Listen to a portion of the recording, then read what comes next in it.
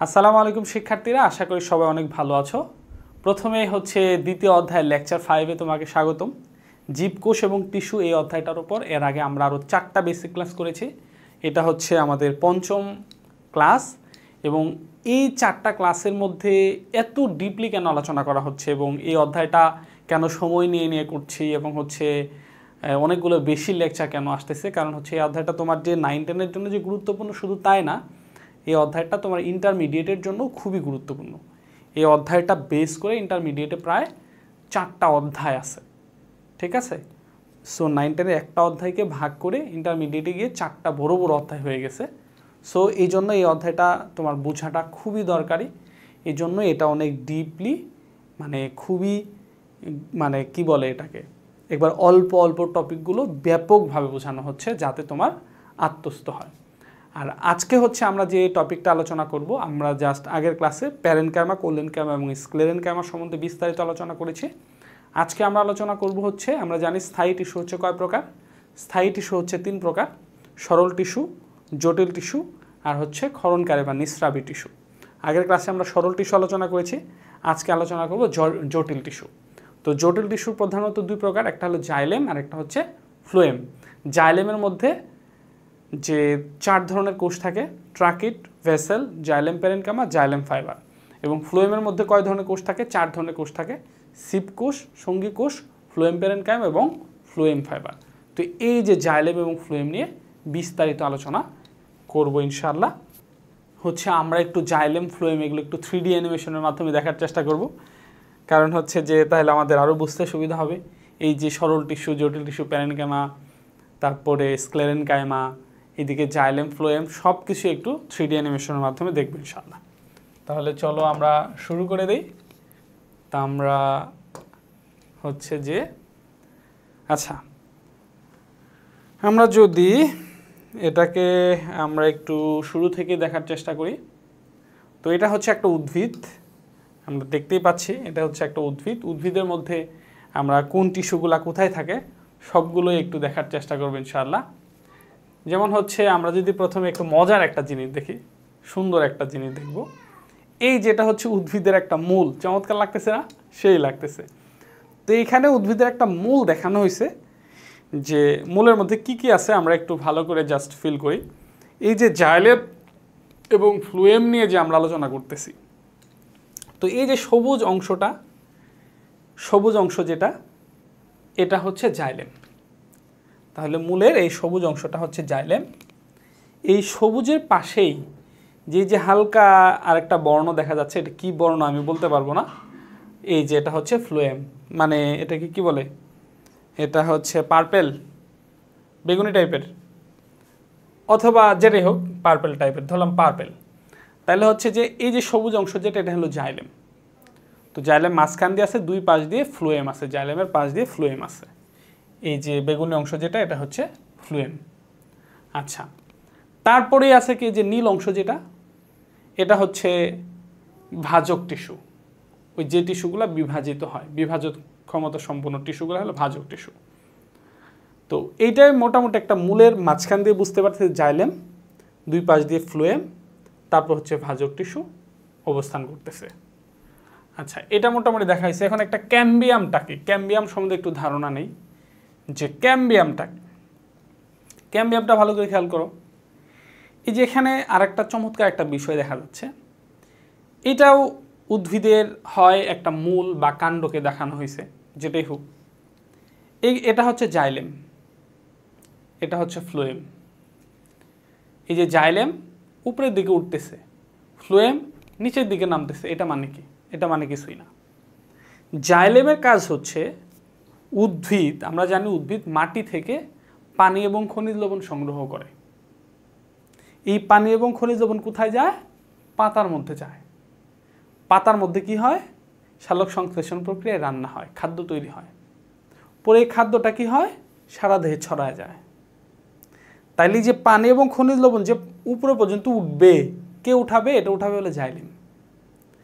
আর পাতার মধ্যে যে খাদ্য তৈরি হবে, এই খাদ্যটা সারা দেহে যে ছড়ায় পড়বে, এটা হচ্ছে কাজটা করবে হলো ফ্লোয়েম। তার মানে এই যে জাইলেম মূলত মাটি থেকে পানি এবং খনিজ লবণ উঠাচ্ছে, এই যে জাইলেমের উপরে উঠাচ্ছে, এই জন্য উপরে উঠতেছে। আর ফ্লোয়েমের কাজ কি? এই ফ্লোয়েম কেন নিচে নামছে? আসলে নিচে নামছে এখানে কাণ্ডগতভাবে, যেহেতু এখানে নিচেও পাতা থাকতে পারে, নিচে উদ্ভিদের অংশ, তো উদ্ভিদের সারা দেহের মধ্যে খাদ্য ছড়ায়, উদ্ভিদের সারা দেহে কোষ ছড়ায় আছে, প্রত্যেকটা কোষে খাদ্য দরকার। তো ওই পাতার মধ্যে যে খাদ্য তৈরি হয়েছে ওই খাদ্যটা সে সারা দেহে সরবরাহ করতেছে। তাহলে জাইলেমের কাজ হচ্ছে পানি এবং খনিজ লবণ উপরে উঠানো, আর ফ্লোয়েমের কাজ হচ্ছে পাতার মধ্যে যে খাদ্য তৈরি হবে এই খাদ্যটা সারা দেহে ছড়ায় দেওয়া। এই হচ্ছে জাইলেম আর ফ্লোয়েমের মূল কাজ। এখন মজার একটা বিষয় আছে, যে জাইলেম এবং ফ্লোয়েমের মাঝখানে দেখো এই যে একটা স্তর দেখা যাচ্ছে। এই জাইলেম এবং ফ্লোয়েমের মাঝখানে যে স্তর, এটাই হচ্ছে ক্যাম্বিয়াম। তাহলে ক্যাম্বিয়ামটা কি? জাইলেম, এই যে বলে ওটা তোমার বাড়ি এটা আমার বাড়ি, মাঝখানে একটা ওয়াল। হ্যাঁ, তো এই যে মাঝখানে ওয়াল, যে ওয়ালের মাধ্যমে জাইলেম এবং ফ্লোয়েমটাকে সেপারেট করা হয়েছে, আলাদা করা হয়েছে, এটা হচ্ছে ক্যাম্বিয়াম। তাহলে এই যে জাইলেম, এই যে ফ্লোয়েম, এই যে মাঝখান দিয়ে যে স্তরটা, এটা হচ্ছে কি? ক্যাম্বিয়াম। আচ্ছা, এরপরে দেখো এই যে আমরা যে বলছি যে এই যে সরল টিস্যু যেটা প্যারেনকাইমা উদ্ভিদের সব অংশে ছড়ায় থাকে, প্যারেনকাইমাটা কোনটা? এই যে দেখো, এই যে টিস্যুগুলো আছে, এই কোষগুলা দেখা যাচ্ছে। তো এটা যদি একটা মূল হয়, কাণ্ড হয়, তো এটা অনেকটা মাঝখান বরাবর না? এটা তো অনেকটা মাঝখানের অংশটা দেখানো হয়েছে, তাই না? তাইলে আর যে ছড়া আছে, এটা এই যে কোষগুলা যে আছে, এই যে টিস্যু, এটা হচ্ছে গ্রাউন্ড টিস্যু, বা এটাই হচ্ছে কি বলে এটাকে? এটা হলো তোমার যে স্থায়ী টিস্যুর মধ্যে সরল টিস্যু, যেটা প্যারেনকাইমা। সাধারণত এটাকে প্যারেনকাইমাই বেশি থাকে আর কি, সব দিক দিয়ে। এই যে ছড়া যেগুলো আছে এগুলো সব প্যারেনকাইমা কোষ। তার মানে আমরা সুন্দর একটা জিনিস দেখতে পেলাম। তাহলে জাস্ট করো যে আমরা প্রথমে যেটা দেখলাম সেটা হচ্ছে যে এই যে উদ্ভিদের মূলের মধ্যে এই যে জাইলেম থাকে, ফ্লোয়েম থাকে, তারপরে ভাজক টিস্যু থাকে। এই যে সবুজ এটা হচ্ছে জাইলেম, তার পাশে আছে যে বেগুনি কালার যেটা, এটা ফ্লোয়েম, আর এর পাশে যে লাল বর্ণ যেটা, এটা হচ্ছে কি এই যে নীল বর্ণ যেটা, এটা হচ্ছে ভাজক টিস্যু। জাইলেম, ফ্লোয়েম এবং ভাজক টিস্যু। ওকে, আর হচ্ছে যে ক্যাম্বিয়াম কি? এই যে জাইলেম এবং ফ্লোয়েমের মাঝখানে একটা স্তর থাকে, এটা হচ্ছে ক্যাম্বিয়াম। এই যে জাইলেম, ফ্লোয়েম, মাঝখানে যে স্তর, এটা হচ্ছে ক্যাম্বিয়াম। আচ্ছা, এখন আমরা একটু এই যে স্থায়ী টিস্যুর মধ্যে আমরা আর একটু মজার জিনিস দেখব। যেমন হচ্ছে এই যে এটা হলো উদ্ভিদের, মানে এটা জাস্ট আর একটু দেখো, এটা আমরা একটু মানে একটা উদ্ভিদের সবুজ অংশ যেটা থাকে, বা উদ্ভিদের মধ্যে কি কি টিস্যু থাকে, কি কি টিস্যু থাকে। যেহেতু আমরা এটা উদ্ভিদ টিস্যু পড়তেছি, সো ওইটা আমরা ইন্টারমিডিয়েটে উঠলে ডিপলি আলোচনা করব, ঠিক আছে, বাট আমরা আগে থেকে একটু দেখে দেখে জানা শিখি আর কি। তো এটাই যে একটা টিস্যুর মধ্যে গেল গা, তার মানে দুই পাশে ত্বক থাকে, যেটা হচ্ছে ডার্মাল টিস্যু। ত্বকতন্ত্র, ত্বকীয় টিস্যু, যেমন মানুষের ত্বক থাকে, এরকম উদ্ভিদের ত্বক আছে। ত্বকীয় টিস্যুটা হলো ডার্মাল টিস্যু, এই যেগুলো হচ্ছে ত্বকীয় টিস্যু তন্ত্র, ঠিক আছে। আচ্ছা, এরপরে হচ্ছে আমরা এই যে সবসময় মেসোফিল টিস্যুর মধ্যে ওই প্লাস্টিক থাকে, সালোক সংশ্লেষণ প্রক্রিয়া খাদ্য তৈরি হয়। এই যে মেসোফিল টিস্যুটা কি, আমরা একটু মেসোফিল টিস্যু দেখব। যে এখন এই যে ত্বকীয় টিস্যুতন্ত্র যেটা আছে, ত্বকের নিচেই যে সবুজ টিস্যুতন্ত্র যেটা থাকে, এটা হচ্ছে হলো তোমার হচ্ছে মেসোফিল টিস্যু, মানে যেখানে ক্লোরোপ্লাস্ট থাকে এবং খাদ্য তৈরি হয় মেসোফিল টিস্যুতে। ওকে, এই যে এখন যে সবুজ কালার যে অংশটা দেখতেছো, এটা হচ্ছে কি? Mesophyll tissue. আচ্ছা, এই মেসোফিল টিস্যুর মাঝখানে এই যে একটা গ্যাপ দেখা যাচ্ছে, এই গ্যাপটা আসলে কি? মেসোফিল টিস্যুর মাঝখানে যে বলছি তোমার জাইলেম এবং ফ্লোয়েম, বা এটাকে পরিবহন টিস্যু, ঠিক আছে। জাইলেম এবং ফ্লোয়েমটা হচ্ছে কি? পরিবহন টিস্যু বলা হয়, বা এটাকে হচ্ছে কি বলে? ভাস্কুলার বান্ডল, ভাস্কুলার টিস্যুও বলা হয়। তাহলে হচ্ছে এই যে গ্যাপটা আসলে এইটাই হলো জাইলেম এবং ফ্লোয়েম। আমরা বলছিলাম জাইলেম ফ্লোয়েম অনেকটা মাঝখানে থাকে, কাণ্ড হোক মূল হোক, হ্যাঁ জাইলেম ফ্লোয়েমটা মাঝখানে থাকে। তো এটা হলো জাইলেম এবং ফ্লোয়েম। এটা জাস্ট আমরা আগে একটু দেখি, এই যে টিস্যুর মধ্যে চলে যায় আমরা জাইলেম এবং ফ্লোয়েমটা দেখব। এই যে যেটা গ্যাপ ছিল, এই যেটা হচ্ছে জাইলেম এবং ফ্লোয়েম। তোমরা একটু ভালো করে দেখো,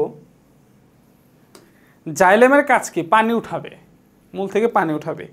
এই যে অংশটা দেখতেছ না একেবারে মাঝখান দিয়ে একেবারে ফাঁপা, ওই যে ভেসেল একটু পরে পড়বো, ভেসেলের কোষ প্রাচীরগুলা গড়ে গিয়ে লম্বা নলের মতো সৃষ্টি করে। এই যে দেখো, এই যে এটাকে জাস্ট এইভাবে যদি আমরা দেখি, এটা অনেক বড়, জাস্ট এটা তো কেটে দেখানো হয়েছে। এই যে কোষ প্রান্ত প্রাচীর যে গলে গেছে, গলে গিয়ে এটা ঝরে গেছে, এটা গলে গেছে, গলে যায় কি হয়েছে, এই যে লম্বা নলের মতো অংশ সৃষ্টি করছে।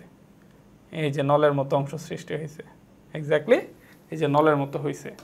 তো নলের মতো হয়েছে কেন? ওইটা দিয়ে পানি পরিবহন হবে, তাই তো? এই যে নলের মতো হয়েছে, এটা হলো জাইলেম, এই অংশটা হলো জাইলেম। আর ফ্লোয়েম কোনটা? এই যে দেখো ফ্লোয়েমের মধ্যে কি আছে? শিবকোষ যেটা, তো শিবকোষের ওই যে কোষ প্লেট চালনের মতো অংশ সৃষ্টি হয়। একটা কোষের যে প্রান্ত আছে আর একটা কোষের প্রান্ত ছিদ্র হয়, হয়ে এটার মধ্যে ভিতর দিয়ে কোষ রস পরিবহন করে, তাই তো? এই যে দেখো ফ্লোয়েমের মধ্যে এই যে হচ্ছে শিবকোষ যেটা, এই যে শিবকোষ কিন্তু মাঝখান দিয়ে অনেকটা ফাঁপা, তো প্রান্তের মতো এই যে চালনের মতো অংশ সৃষ্টি করছে, এই যে চালনের মতো, যেটার ভিতর দিয়ে রস পরিবহন হয়, যাই পরিবহন হোক এটা দিয়ে হয়, এটা হলো ফ্লোয়েম। তাহলে আবার দেখো সেপারেট আছে, এই যে জাইলেমটা এক পাশে, ফ্লোয়েমটা এক পাশে, সাধারণত এরকমই থাকে, বিভিন্নভাবে থাকে, জাইলেম ফ্লোয়েম এভাবেও থাকে। আবার অনেকটা এক পাশে জাইলেম আর এক পাশে ফ্লোয়েম, মাঝখান দিয়ে ক্যাম্বিয়াম, এভাবেও থাকে। তো এক এক উদ্ভিদের মধ্যে এক এক ধরনের বৈশিষ্ট্য প্রকাশ করে, ঠিক আছে? যেমন হচ্ছে আম গাছ আর জাম গাছের বৈশিষ্ট্য তো এক হতে পারে না, আবার ধান গাছ গম গাছের বৈশিষ্ট্য এক হবে না, আবার ধান গাছের সাথে আম গাছের বৈশিষ্ট্য এক হবে না, ডিফারেন্ট আছে। এরকম উদ্ভিদ ওয়াইজ এরকম এই যে জাইলেম ফ্লোয়েমটা কেমন হবে, পাশাপাশি থাকবে না উপরে নিচে থাকবে, অনেকটা এরকম থাকে, জাইলেম ফ্লোয়েম আবার জাইলেম এরকম থাকে, তো ফ্লোয়েম জাইলেম আবার জাইলেম এরকম থাকে, হ্যাঁ ফ্লোয়েম জাইলেম আবার ফ্লোয়েম। আবার অনেক সময় জাইলেম ফ্লোয়েম এভাবেগুলো আকারে সাজানো থাকে। তো এখানে আছে এই পাশে ফ্লোয়েম, ওই পাশে জাইলেম, এই যে মাঝখানে একটা গ্যাপ দেখা যাচ্ছে, এই গ্যাপ দিয়ে আছে ক্যাম্বিয়াম, সিম্পল জিনিস। আচ্ছা এরপরে আমরা আরেকটু দেখি, ত্বকীয় টিস্যুতন্ত্র দেখলাম, মেসোফিল টিস্যু দেখলাম। আচ্ছা আমরা প্যারেনকাইমাটা একটু দেখি। যে আগের ক্লাসে যে আমরা প্যারেনকাইমা পড়ছি, প্যারেনকাইমা সাধারণত একটা তো ওইটার মধ্যে দেখাইলাম যেগুলো সব প্যারেনকাইমা, এটা আলুর মধ্যে একটা প্যারেনকাইমা দেখানো হচ্ছে। এই যে গোল গোল থাকে আন্তঃকোষীয় ফাঁক, এই যে আন্তঃকোষীয় ফাঁকা স্থান দেখা যাচ্ছে। যদিও এই প্যারেনকাইমাটা এখানে এক্স্যাক্টলি আমি যদি বলি, প্যারেনকাইমাটা এখানকার চেয়ে আমরা আগে যেটা দেখলাম ওইটা। এখন স্ক্লেরেনকাইমাটা দেখি, এই যে স্ক্লেরেনকাইমা, এই যেগুলো হচ্ছে স্ক্লেরেনকাইমা। এখন যে লাল অংশ যেটা দেখা যাচ্ছে এটা হচ্ছে স্ক্লেরেনকাইমা। তো এখানে একটু যদি আমরা ডিপলি একটু দেখার চেষ্টা করি তাহলে আরও দেখতে পারবা। এই যেটা হচ্ছে জাইলেম, এই কোষগুলো যে গোল গোল দেওয়া আছে এগুলো হলো জাইলেম। এই পাশের যে অংশটা এটা হলো ফ্লোয়েম, এটা হচ্ছে ফ্লোয়েম, এটা হচ্ছে জাইলেম। এই যে মাঝখান দিয়ে যে এটা আছে অংশ এটা হচ্ছে ক্যাম্বিয়াম। এই যে জাইলেম ফ্লোয়েম স্যার বাকি যে অংশটা এই যে এটা হচ্ছে স্ক্লেরেনকাইমা, এই যে অংশটা হচ্ছে স্ক্লেরেনকাইমা টিস্যু, ঠিক আছে? তো আশা করি এই বিষয়টা ভালোভাবে বুঝছো। তার প্যারেনকাইমা, কোলেনকাইমা, স্ক্লেরেনকাইমা যেটা, সেটা যদি আমরা আরেকটু ভালো করে দেখাই জাস্ট শেষবারের মতো, এই যে জাইলেম, এই যে ফ্লোয়েম, মাঝখান দিয়ে জাইলেম ফ্লোয়েমের বিভেদ হচ্ছে ক্যাম্বিয়াম, আর এই পাশে যেগুলো আছে এগুলো হচ্ছে সরল টিস্যু, প্যারেনকাইমা, কোলেনকাইমা, স্ক্লেরেনকাইমা এগুলো থাকে সারা অংশ বরাবর। সিম্পল জিনিস, আশা করি বুঝতে পেরেছ। এখন হচ্ছে আমরা বইয়ের মধ্যে থেকে পরীক্ষার মধ্যে কিভাবে আনসার করব এইভাবে আমরা পড়বো ইনশাআল্লাহ। এটা তো জাস্ট অ্যানিমেশনের জন্য দেখলাম, বোঝার জন্য দেখলাম। এখন আমরা দেখব হচ্ছে পরীক্ষার খাতায় কিভাবে আনসার করা যায়। তাহলে এখন আমরা পড়বো হচ্ছে পরীক্ষার মতো করে কিভাবে আসবে জাইলেম এবং ফ্লোয়েম সংক্রান্ত একবার বিস্তারিত জানবো ইনশাল্লাহ।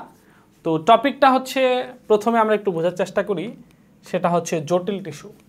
তো আমরা আগেই ক্লাসে পড়েছি যে স্থায়ী টিস্যু হচ্ছে 3 প্রকার: সরল, জটিল এবং নিঃস্রাবী টিস্যু। তো সরল টিস্যু এগুলা জানি যে সরল টিস্যু 3 প্রকার: প্যারেনকাইমা, কোলেনকাইমা এবং স্ক্লেরেনকাইমা। তো সরল টিস্যুটা কি? এগুলো একই আকৃতির। সরল টিস্যুটা কি? একই আকৃতির, প্রত্যেকটা কোষই কি একই আকৃতির। যেমন হচ্ছে প্যারেনকাইমাগুলো সব এই যে এরকম ছিল, প্যারেনকাইমাগুলো সব এরকম ছিল। আবার হচ্ছে স্ক্লেরেনকাইমাগুলা একটু ভিন্ন ভিন্ন, ধরো এরকমই ছিল, সমস্যা নাই।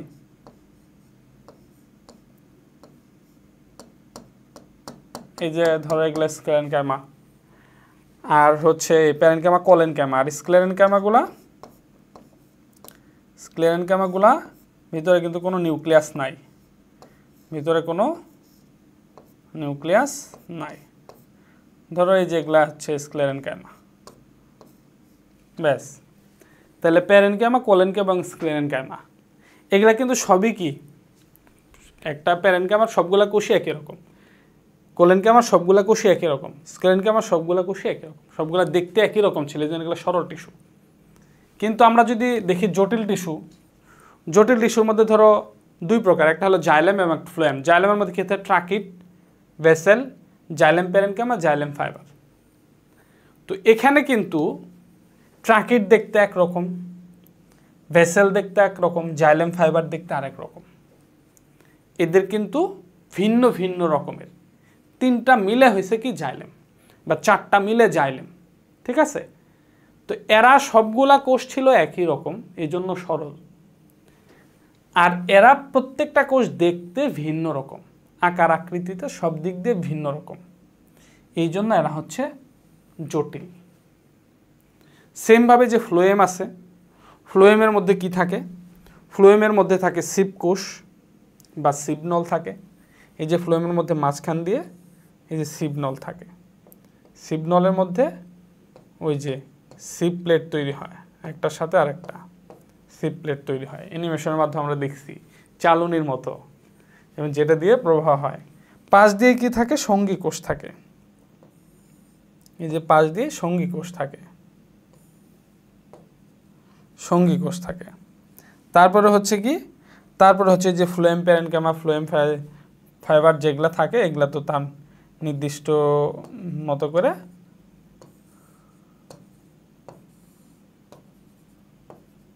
এগুলো তাদের নিজের মতো করে থাকবে। তাহলে এটা হচ্ছে ফ্লোয়েম প্যারেনকাইমা। তাহলে এখানে এটা হচ্ছে মাঝখানে যেটা সিপ কোষ বা সিবনল, এটা দেখতে একরকম।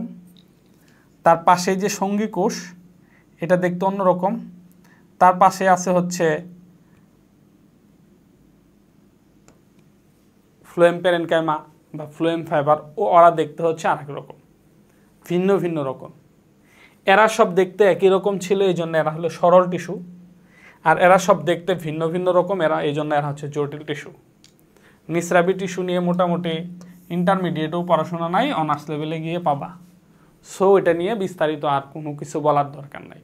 জাস্ট আমি উদাহরণস্বরূপ বলি, যেমন হচ্ছে যখন একটা গাছ থেকে যখন আঠা বের হয়, এই আঠাগুলো হচ্ছে নিঃস্রাবী টিস্যু। যেমন রাবার গাছের আঠা, হ্যাঁ, তারপর হচ্ছে কাঁঠাল গাছের যে আঠা বের হয়, জিকারা গাছে আঠা বের হয়, এই যে আঠাগুলোই হচ্ছে নিঃস্রাবী টিস্যু। ক্লোজ। তাহলে এখন হচ্ছে আমরা আগের ক্লাসে তো সরল টিস্যু প্যারেনকাইমা, কোলেনকাইমা, স্ক্লেরেনকাইমা এটা পড়ছি। আজকে আমরা এই জটিল টিস্যুর মধ্যে জাইলেম এবং ফ্লোয়েম পড়বো ইনশাআল্লাহ। তার আগে এখানে আমাদের কিছু তথ্য আছে, কিছু জানার আছে। 1 নাম্বার কথা হচ্ছে জটিল টিস্যু কাকে বলে? এটা হলো 1 নাম্বার কোয়েশ্চেন, যে জটিল টিস্যু কাকে বলে। এটা ক নাম্বারে একটা কোয়েশ্চেন হতে পারে। তাহলে জটিল টিস্যু কাকে বলে? প্রাথমিকভাবে জটিল টিস্যু কিন্তু একটা স্থায়ী টিস্যু। তাহলে যেই স্থায়ী টিস্যুর কোষগুলো ভিন্ন ধরনের, তাদেরকে জটিল টিস্যু বলা হয়। সরল টিস্যু কাকে বলে? যেই স্থায়ী টিস্যুর কোষগুলো একই ধরনের, সেই টিস্যুকে সরল টিস্যু বলা হয়। যেই স্থায়ী টিস্যুর কোষগুলো একই ধরনের তাদেরকে সরল টিস্যু বলে। জটিল টিস্যু কাকে বলে? যেই স্থায়ী টিস্যুর কোষগুলো ভিন্ন ধরনের তাদেরকে জটিল টিস্যু বলা হয়। জটিল টিস্যু দুই ধরনের হয়, দুই প্রকার হয়, জাইলেম এবং ফ্লোয়েম। এই জটিল টিস্যুকে পরিবহন টিস্যু বলা হয়। জটিল টিস্যুকে পরিবহন টিস্যুও বলা হয়। আচ্ছা, কারণ হচ্ছে কি, এটা পরিবহনের কাজ করে। যেমন জাইলেম কি করে? মাটির ভিতর থেকে পানি একেবারে পাতা পর্যন্ত উঠায়। আর ফ্লোয়েম কি করে? তৈরিকৃত খাদ্যটা সারা দেহে ছড়ায় দেয়। সো এই যে জাইলেম এবং ফ্লোয়েম, এটাকে কি বলা হয়? পরিবহন টিস্যু বলা হয়, যেহেতু পরিবহনের কাজ করে। আচ্ছা, তো এখন এই গেল হচ্ছে জটিল টিস্যুর সংজ্ঞা। তাহলে যেই স্থায়ী টিস্যুর কোষগুলো ভিন্ন ধরনের তাদেরকে কি বলা হয়? জটিল টিস্যু বলা হয়। আচ্ছা, এখান থেকে আরও একটা আসতে পারে, যেমন এরা দুই ধরনের হয়, জাইলেম এবং ফ্লোয়েম, ঠিক আছে। এখন এখান থেকে প্রশ্ন হতে পারে, জাইলেম কি? জাইলেম থেকে আবার অনেকগুলো আছে, যেমন মেটাজাইলেম, প্রোটোজাইলেম, তাই না? এগুলো আমরা একটু দেখব। এবং ক্যাম্বিয়াম, ওইটাও আমরা দেখছি যে ক্যাম্বিয়াম মূলত কি। তো এখন আসো জাইলেম। এখন আমাদের টপিক হচ্ছে কি? জাইলেম।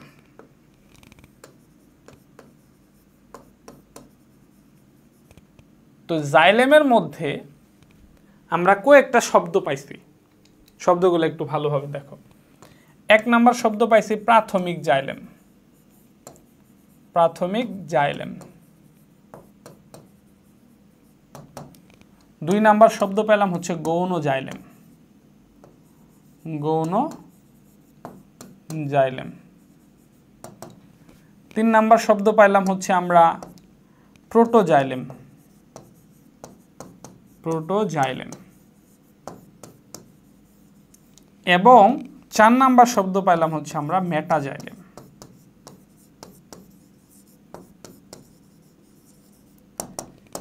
এই শব্দগুলা তুমি যদি না বুঝো তাহলে হবে না। যদি এগুলা খুব একটা পরীক্ষায় আসবে কিনা জানি না, বাট আমার কাছে মনে হচ্ছে এগুলা জানা দরকার। ইন্টারমিডিয়েটে গেলে তোমরা প্রথম পত্রের 8ম অধ্যায়ে টিস্যু ও টিস্যুতন্ত্র, এই অধ্যায়টার মধ্যে এই বিষয়গুলো পাবা। প্রাথমিক জাইলেম আর গৌণ জাইলেমটা আমরা বুঝি, 2টা স্টেপে বোঝার চেষ্টা করবো। একটা হলো প্রাথমিক জাইলেম, গৌণ জাইলেম, আর হচ্ছে প্রোটোজাইলেম এবং মেটাজাইলেম। এটা তো প্রাথমিক জাইলেম একটা উদ্ভিদের মধ্যে স্বাভাবিকভাবে জাইলেম থাকে। সাধারণত একটা জাইলেম থাকে। এই জাইলেমগুলো হলো প্রাথমিক জাইলেম। এখন একটা উদ্ভিদ কিন্তু প্রথমে কি স্বাভাবিকভাবে একটু চিকন থাকে। উদ্ভিদের আস্তে আস্তে গৌণ বৃদ্ধি হয়, উদ্ভিদ আস্তে আস্তে মোটা হয়। এই যে উদ্ভিদের জন্য যখন মোটা হয়, তো মোটা হয়ে গেলে মানুষ মোটা কখন হয়? খায় বেশি। সে তাহলে যখন মোটা হচ্ছে তার বেশি খাওয়ানোর দরকার। তো মূল জাইলেম যেটা আছে, এটা যতই পানি উঠাচ্ছে আরও বেশি দরকার হয়। তখন সে নিজের মতো করে পাশাপাশি আরও জাইলেমের সৃষ্টি হয়। ওই জাইলেমের পাশ দিয়ে আরও জাইলেমের সৃষ্টি হয়। এগুলাকে বলা হয় গৌণ জাইলেম। তাইলে প্রাথমিক অবস্থায় একটা উদ্ভিদের যে জাইলেমগুলা থাকে, এটা হচ্ছে প্রাথমিক জাইলেম। পাশাপাশি উদ্ভিদের গৌণ বৃদ্ধির সময় আরও জাইলেমের সৃষ্টি হয়, এগুলা হচ্ছে গৌণ জাইলেম। ক্লিয়ার? আচ্ছা, কারণ যখনই গৌণ বৃদ্ধি হবে, উদ্ভিদ তত বয়স বাড়বে, তত বড় হবে, তারও পরিবহনেরও বেশি দরকার পড়বে। এই জন্য গৌণ জাইলেমগুলো সৃষ্টি হয়।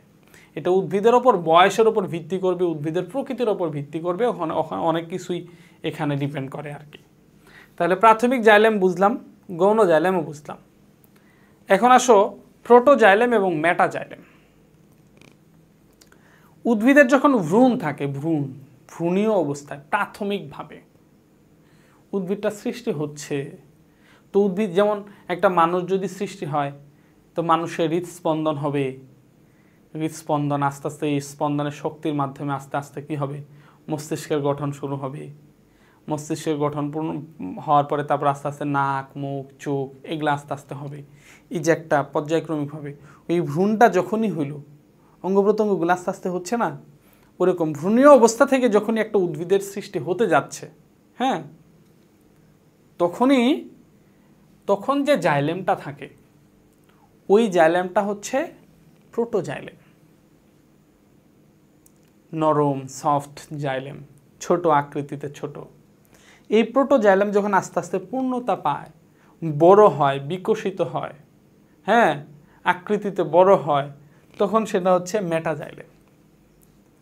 তাহলে প্রোটোজাইলেম হচ্ছে কি জাইলেমের প্রাথমিক অবস্থা। সে যখন আস্তে আস্তে ছোট বাচ্চা থেকে আস্তে আস্তে যখন বড় হচ্ছে, পূর্ণতা পাচ্ছে, মেটাজাইলেম হয়ে যাচ্ছে। ঠিক আছে? তো প্রোটোজাইলেম মানে যেমন একটা কোষ যদি আমরা চিন্তা করি, প্রাথমিকভাবে ছোট একটা কোষ পরে হৃষ্টপুষ্ট হয়ে অনেক বড় হয়েছে, তো দুটো ডিফারেন্ট আছে।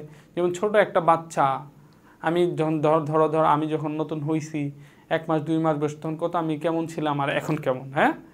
তো ওই যে আগে যে প্রথমে 1 বছরের 1 মাসের বাচ্চা যেমন ছিল, ওইটা হলো প্রোটোজাইলেম, আর এটা হচ্ছে মেটাজাইলেম। ঠিক আছে? তা আশা করি বুঝাইতে পারছি। তাহলে দেখো, জাইলেম 2 ধরনের হয়, প্রাথমিক জাইলেম এবং গৌণ জাইলেম। এই যে প্রাথমিক অবস্থায় যে জাইলেমটা থাকে, এটা কি জাইলেম? প্রাথমিক জাইলেম।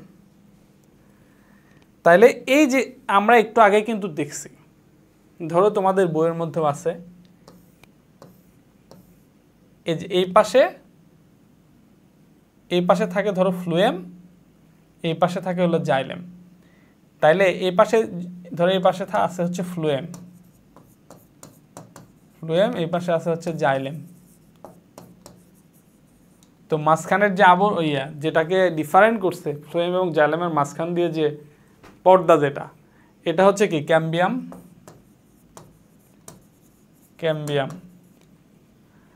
এখন এই ক্যাম্বিয়াম থেকে জাইলেমের সৃষ্টি হয়, ক্যাম্বিয়াম থেকে ওই পাশে ফ্লুয়েমেরও সৃষ্টি হয়। তাইলে এই ক্যাম্বিয়াম থেকে যে জাইলেমটা সৃষ্টি হচ্ছে, তাহলে প্রোক্যাম্বিয়াম থেকে সৃষ্ট জাইলেমকে প্রাথমিক জাইলেম বলে। ধরো জাইলেমের প্রাথমিকভাবে ওই যে বললাম, প্রথমেই যে জাইলেমটা থাকে, এটা হলো প্রাথমিক জাইলেম। তাহলে এই প্রাথমিক জাইলেমটা সৃষ্টি হয়েছে কই থেকে? ক্যাম্বিয়াম থেকে। এটাকে প্রোক্যাম্বিয়াম কেন বলা হচ্ছে? আবার আমি ক্যাম্বিয়াম কেন বলতেছি? ক্যাম্বিয়াম মূলত একই জিনিস, হালকা একটু পার্থক্য আছে, বাট এটা এখন বোঝা সম্ভব না, ছোট বয়সে বুঝবে না। বাট প্রোক্যাম্বিয়াম আর ক্যাম্বিয়াম একই জিনিস। যেটা প্রাথমিক জাইলেম সৃষ্টি করে, এটা হচ্ছে প্রোক্যাম্বিয়াম, আর যেটা গৌণ জাইলেম সৃষ্টি করে, এটা হচ্ছে ক্যাম্বিয়াম। বাট ইন্টারমিডিয়েটে গেলে দুইটাই তোমরা ক্যাম্বিয়াম অর্থেই পাবা, যেই জন্য আর ডিফারেন্ট করতেছি না। তো ক্যাম্বিয়াম থেকে জাইলেমের সৃষ্টি হবে, ওই পাশে ক্যাম্বিয়াম থেকে ফ্লুয়েমের সৃষ্টি হবে। এই হচ্ছে ক্যাম্বিয়াম মাঝখানের যে আবরণ। তাহলে প্রাথমিক জাইলেমটা কি? প্রাথমিক জাইলেম হচ্ছে, ধরো এটা যদি আমরা প্রোক্যাম্বিয়াম দিই, প্রোক্যাম্বিয়াম থেকে সৃষ্ট জাইলেম, প্রোক্যাম্বিয়াম থেকে এই যে প্রোক্যাম্বিয়াম, এই যে জাইলেম, ফ্লুয়েম, এটা ধরো এই যে উদ্ভিদের ধরো একটা কাণ্ড, এই পাশে ফ্লুয়েম, এই পাশে জাইলেম, মাঝখানে প্রোক্যাম্বিয়াম। এই প্রোক্যাম্বিয়াম থেকে যে জাইলেমটা সৃষ্টি হয়েছে, এটা হচ্ছে প্রাথমিক জাইলেম। এখন এই উদ্ভিদটা আস্তে আস্তে কি হবে? বৃদ্ধি পাবে, গৌণ বৃদ্ধি পাবে। উদ্ভিদের কাণ্ড আস্তে আস্তে বড় হবে, এই যে গৌণ বৃদ্ধি পাবে। যখন গৌণ বৃদ্ধি পাবে, তখন তার অতিরিক্ত কিছু জাইলেমের দরকার পড়বে পরিবহনের জন্য। ওই অতিরিক্ত এই যেগুলা দিয়ে অতিরিক্ত জাইলেমের সৃষ্টি হবে। ওই অতিরিক্ত জাইলেম যেটা সৃষ্টি হবে, সেটা হলো গৌণ জাইলেম। এটা হচ্ছে গৌণ জাইলেম। সিম্পল জিনিস, মানে প্রাথমিকভাবেই এই প্রোক্যাম্বিয়াম থেকে সৃষ্ট যে জাইলেমগুলো, এগুলো হচ্ছে প্রাথমিক জাইলেম। এটাকে আমরা তাহলে প্রাথমিক জাইলেম কাকে বলে? সংজ্ঞা, প্রাথমিক জাইলেম কাকে বলে? প্রোক্যাম্বিয়াম থেকে সৃষ্ট জাইলেমকে প্রাথমিক জাইলেম বলে। প্রাথমিক জাইলেম কাকে বলে? প্রোক্যাম্বিয়াম থেকে সৃষ্ট জাইলেমকে প্রাথমিক জাইলেম বলে। এই যে জাইলেমগুলো আবার কিভাবে থাকে দেখো, জাইলেমগুলো কিভাবে থাকে? জাইলেমগুলো থাকে হচ্ছে এই যে ধরো তোমাদের বইয়ের মধ্যে এই যেভাবে দিছে,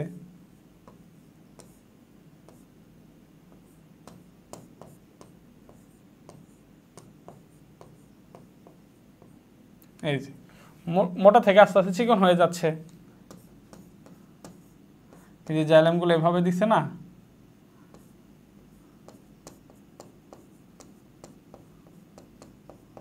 এই যেভাবে দিছে, তাই তো? আচ্ছা,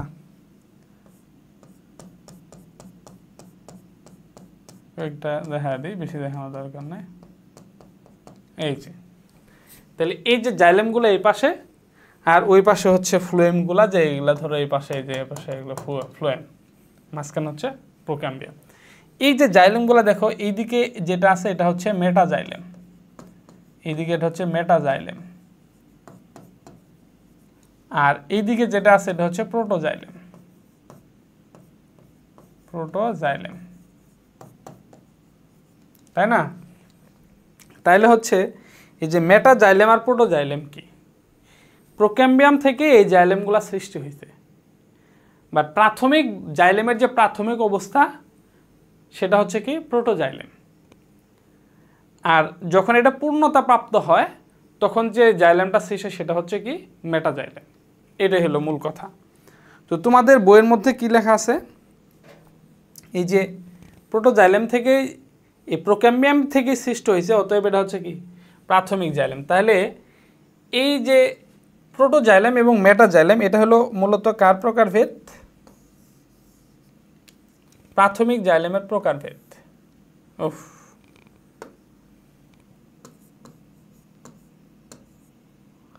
প্রাথমিক জাইলেমের প্রকারভেদ। প্রাথমিক জাইলেম হচ্ছে দুই প্রকার, প্রোটোজাইলেম এবং মেটাজাইলেম। তাইলে এই যে প্রোটোজাইলেম মেটাজাইলেম এটা কার প্রকারভেদ? প্রাথমিক। তাহলে মূলত জাইলেম কয় প্রকার? দুই প্রকার, প্রাথমিক জাইলেম, গৌণ জাইলেম। প্রাথমিক জাইলেম কি? প্রোক্যাম্বিয়াম থেকে সৃষ্ট জাইলেমগুলো হচ্ছে প্রাথমিক জাইলেম।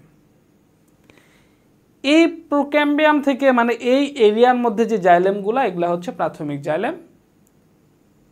আর উদ্ভিদের যখন গৌণ বৃদ্ধি হয় তখন নতুন করে কিছু জাইলেমের সৃষ্টি হয়, এগুলো হচ্ছে গৌণ জাইলেম। সাইড দিয়ে আছে। আর এই প্রাথমিক জাইলেমটা হচ্ছে দুই প্রকার, প্রোটোজাইলেম এবং মেটাজাইলেম।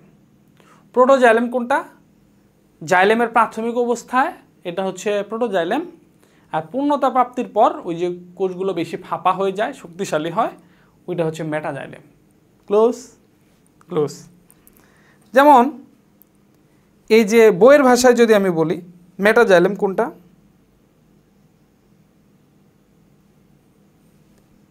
জাইলেম দুই ধরনের, প্রাথমিক জাইলেম দুই ধরনের। প্রাথমিক অবস্থায় একে প্রোটোজাইলেম এবং পরিণত অবস্থায় মেটাজাইলেম বলে। তাহলে জাইলেম, প্রাথমিক জাইলেমটা দুই প্রকার, প্রোটোজাইলেম এবং মেটাজাইলেম। পরিণত অবস্থায় মানে প্রাথমিক অবস্থায় যে জাইলেম এটাকে প্রোটোজাইলেম বলা হয়, আর পরিণত অবস্থায় সেই মানে ওই কোষটা যখন পরিণত হয়ে যায়, পরিণত সময়ের সাপেক্ষে বয়স বাড়তে থাকে তখন সেটা মেটাজাইলেম হয়ে যায়। ঠিক আছে? এবং এই প্রোটোজাইলেমটা অনেকটা প্রান্তে থাকে, এই প্রান্তের মানে সাইড দিয়ে থাকে আর কি, কেন্দ্রের দিকে না। মেটাজাইলেমটা কেন্দ্রের দিকে থাকে, আর প্রোটোজাইলেম যেটা ওটা প্রান্তের দিকে থাকে। ওকে, মোটামুটি তাইলে আমরা জাইলেম সংক্রান্ত অনেক কিছু মোটামুটি কনসেপ্ট আমাদের একেবারে ক্লিয়ার হয়ে গেছে। তো এক নাম্বার হচ্ছে জাইলেম কাকে বলে।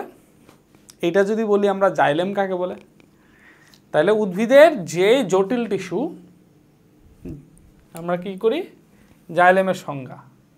জাইলেম কাকে বলে? সংজ্ঞা। জাইলেম বলতে কি বোঝায়? এই টাইপের একটা সংক্ষিপ্ত প্রশ্ন হতে পারে, সংক্ষিপ্ত শর্ট কোশ্চেন। তাহলে দেখো আমরা এখান থেকে জটিল টিস্যু পড়ছি। জটিল টিস্যু ক নাম্বার? এখন জটিল টিস্যু যদি সংক্ষিপ্ত প্রশ্ন হয় কিভাবে আনসার করব? যে স্থায়ী টিস্যু কোষগুলো ভিন্ন আকারের, ভিন্ন ধরনের, তাদেরকে জটিল টিস্যু বলে। এটা ক নাম্বারের সংজ্ঞার জন্য যথেষ্ট। এখন যদি এটা সংক্ষিপ্ত প্রশ্নের মধ্যে আসে যে জটিল টিস্যু কি, তাহলে আমি প্রথমে সংজ্ঞা দিব যে টিস্যুর কোষগুলো ভিন্ন ধরনের, যে স্থায়ী টিস্যুর কোষগুলো ভিন্ন ধরনের তাদেরকে জটিল টিস্যু বলে। জটিল টিস্যুকে যেহেতু পরিবহনে অংশগ্রহণ করে তাই এটাকে পরিবহন টিস্যু বলা হয়। এটি দুই ধরনের হয়, জাইলেম এবং ফ্লোয়েম। ব্যাস, এভাবে একটুক দিলেই হবে। সংজ্ঞা দিয়ে এটাকে পরিবহন টিস্যু বলা হয়। এটি দুই ধরনের হয়, জাইলেম এবং ফ্লোয়েম। আর জাইলেমের মধ্যে যে 4টা কোষ থাকে, tracheid, vessel, xylem parenchyma, xylem fibre, এবং ফ্লোয়েমের মধ্যে 4টা কোষ থাকে, সিপ কোষ, সঙ্গী কোষ, ফ্লোয়েম প্যারেনকাইমা, ফ্লোয়েম ফাইবার। এভাবে এতটুক যদি দিয়ে দাও তাহলে বেস্ট। হ্যাঁ, 2 পাবা একবারে শিওর ইনশাল্লাহ। তাহলে আমরা এটা কোন নাম্বারের জন্য শিখলাম? আবার সংক্ষিপ্ত প্রশ্ন শিখলাম। সংক্ষিপ্তের জন্য সংজ্ঞা, প্রকারভেদ এবং এর ভিতরে যে কি কি কোষ থাকে সেটা আমরা দিয়ে দিলাম। ক্লিয়ার? সেমভাবে এখন হচ্ছে জাইলেম যদি আসে, শুধু জাইলেম আসছে, যে জাইলেম কি বা জাইলেম বলতে কি বোঝায়, একটা সৃজনশীলে খ নাম্বার প্রশ্ন হইতে পারে। যেটা যেটা সংক্ষিপ্ত প্রশ্ন হবে ওইটা খ নাম্বার প্রশ্ন হইতে পারে, খ নাম্বারের প্রশ্ন হইতে পারে, এটা মনে রাখবা। তাইলে জাইলেম কি, জাইলেম বলতে কি বোঝায় বা জাইলেমের বর্ণনা দাও, এই টাইপের একটা সংক্ষিপ্ত প্রশ্ন বা খ নাম্বারে যদি দেয় তাহলে কি বলবো? সেই ক্ষেত্রে আমরা প্রথমে জাইলেমের সংজ্ঞা দেব, যে জাইলেম কি। জাইলেমের সংজ্ঞা দিবা হচ্ছে যে পরিবহন টিস্যু বা যে জটিল টিস্যু পানি এবং খনিজ লবণ পরিবহনে অংশগ্রহণ করে। যেই জটিল টিস্যু কি করে? পানি এবং খনিজ লবণ পরিবহনে পাতা পর্যন্ত পৌঁছায়, এই জটিল টিস্যুগুলোকে কি বলা হয়? জাইলেম বলা হয়। জাইলেম কয় প্রকারের হয়? 2 প্রকারের হয়, প্রাথমিক জাইলেম, গৌণ জাইলেম। প্রাথমিক জাইলেম হচ্ছে আবার 2 প্রকারের হয়, প্রোটোজাইলেম, মেটাজাইলেম। প্রাথমিকভাবে যে জাইলেমগুলো, এগুলাকে প্রাথমিক অবস্থা, জাইলেমের যে প্রাথমিক অবস্থা এটা প্রোটোজাইলেম বলা হয়, এবং পরিণত অবস্থায় জাইলেমগুলোকে মেটাজাইলেম বলা হয়। এবং জাইলেমের মধ্যে কি কি কোষ থাকে? Tracheid, vessel, xylem parenchyma, xylem fibre. এই তথ্যগুলো এটার মধ্যে আসলে খ নাম্বার এবং সংক্ষিপ্ত প্রশ্নের জন্য এনাফ ইনশাল্লাহ। তো সেই ক্ষেত্রে এখন যদি খ নাম্বার একটা প্রশ্ন আমি আনসার করি যে জাইলেম কি বা জাইলেম বলতে কি বোঝায়, সংক্ষিপ্ত প্রশ্ন, তাহলে তুমি করতে পারো। জাইলেমের সংজ্ঞাটা আমরা আরেকটু স্ট্যান্ডার্ডলি দেওয়ার চেষ্টা করি। জাইলেমের সংজ্ঞার মধ্যে আমরা ট্রাকিড, ভেসেলের কথাগুলো উল্লেখ করতে পারি, যে জটিল টিস্যু বা পরিবহন tissue tracheid, vessel, xylem parenchyma এবং জাইলেম ফাইবার দ্বারা গঠিত, পানি পরিবহনে অংশগ্রহণ করে, তাদেরকে জাইলেম বলা হয়। একেবারে বিশুদ্ধ, মানে এটার উপরে আর বিশুদ্ধ নাই। যে জটিল tissue tracheid, vessel, xylem parenchyma, xylem fibre দ্বারা গঠিত এবং পানি এবং খনিজ লবণ পরিবহনে অংশগ্রহণ করে, তাদেরকে কি বলা হয়? জাইলেম বলা হয়। জাইলেম টিস্যুগুলো 2 ধরনের হয়ে থাকে, প্রাথমিক জাইলেম এবং গৌণ জাইলেম। প্রাথমিক জাইলেম হচ্ছে আবার 2 ধরনের হয়, মেটাজাইলেম এবং প্রোটোজাইলেম। প্রাথমিক জাইলেমের প্রাথমিক অবস্থায় কে প্রোটোজাইলেম বলা হয় এবং পরিণত অবস্থায় যে জাইলেম সৃষ্টি হয় সেটাকে মেটাজাইলেম বলা হয়। ব্যাস, এতটুকু দিলে হয়ে যাবে ইনশাল্লাহ। আচ্ছা, এই যে প্রোটোজাইলেম এবং মেটাজাইলেম আমি চিনব কিভাবে? প্রোটোজাইলেম থাকবে প্রান্তের দিকে, মেটাজাইলেম থাকবে কেন্দ্রের দিকে। প্রোটোজাইলেমগুলো একটু আকৃতিতে ছোট হবে আর মেটাজাইলেমগুলো আকৃতিতে বড় হবে এবং ভিতরে ফাঁপা থাকবে, ফাঁপা। চিত্রটা তো আমি ভালোভাবে আঁকি না, এই বইয়ের মধ্যে আছে, ওইটা তোমরা দেখে নিও। এগুলো কিন্তু অনেকটা ডাবল থাকে এবং ভিতরে ফাঁপা থাকে, ভিতরে ফাঁপা অংশ থাকে। হ্যাঁ, এই। আচ্ছা, এখন জাইলেমের মধ্যে কয় ধরনের কোষ থাকে? জাইলেমের মধ্যে আমরা জানি 4 ধরনের কোষ থাকে, tracheid, vessel, xylem parenchyma, xylem fibre. তাহলে জাইলেমের মধ্যে কয় ধরনের কোষ থাকে? 4 ধরনের কোষ নিয়ে জাইলেম গঠিত হয়। একটা হচ্ছে কি ট্রাকিড, ভেসেল, জাইলেম প্যারেনকাইমা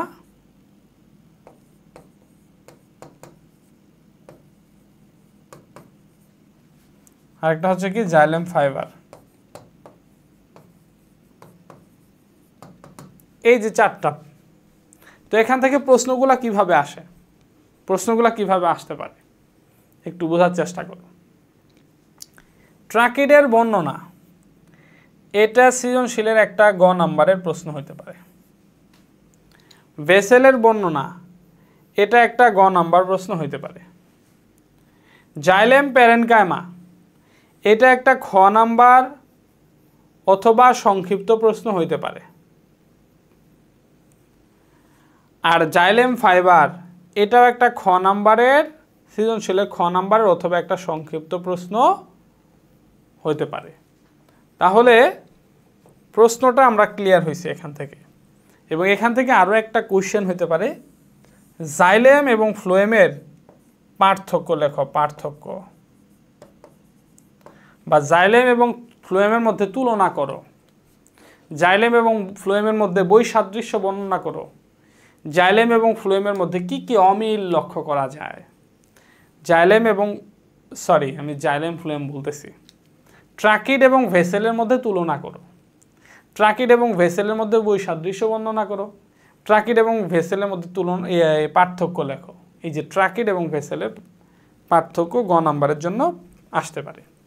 তাইলে প্রশ্ন ক্লিয়ার হলো যে ট্রাকিডের বর্ণনা গ নাম্বার প্রশ্ন, ভেসেলের বর্ণনা গ নাম্বার প্রশ্ন, জাইলেম প্যারেনকাইমা খ নাম্বার অথবা সংক্ষিপ্ত প্রশ্ন, জাইলেম ফাইবার খ নাম্বার অথবা সংক্ষিপ্ত প্রশ্ন। এবং আরেকটা ঘ নাম্বার প্রশ্ন হইতে পারে, এবং এটা ঘ নাম্বারেও দিতে পারে, এই পার্থক্যটা ঘ নাম্বারেও দিতে পারে। ঘ সৃজনশীলে যে ট্রাকিড এবং ভেসেলের মধ্যে তুলনা করো, বৈসাদৃশ্য বর্ণনা করো। তো আমরা তাইলে এই যে কোর্সগুলো আছে এগুলা বিস্তারিত আলোচনা করবো। আমরা প্রথমেই তোমরা জানো যে আমি পার্থক্যগুলো এইভাবেই পড়ি। প্রথমে হচ্ছে দুইটা পার্থক্য এমনভাবে সাজাই যাতে ওইটার পার্থক্য থেকে এটার বর্ণনাও দেওয়া যায়, ওটার বর্ণনাও দেওয়া যায়, মাঝখানে পার্থক্যও যেন করা যায়, মিলগুলা যেন খুঁজে পাওয়া যায়, অমিলগুলা যেন খুঁজে পাওয়া যায়, আনসার করতে যেন সুবিধা হয়। তো এটার জন্য আমরা প্রথমে ট্রাকিড এবং ভেসেলের পার্থক্য আলোচনা করব, এবং এখান থেকে বাকিগুলো আমরা আস্তে আস্তে যাবো ইনশাআল্লাহ। তাহলে আমরা আলোচনা করব হচ্ছে ট্রাকিড ও ভেসেল, ট্রাকিড ও ভেসেল। তো আমরা প্রথমে ট্রাকিড এবং ভেসেলের পার্থক্য সাজাবো। ট্রাকিড, এটা ধরো হচ্ছে ট্রাকিড, আর এটা হচ্ছে ভেসেল।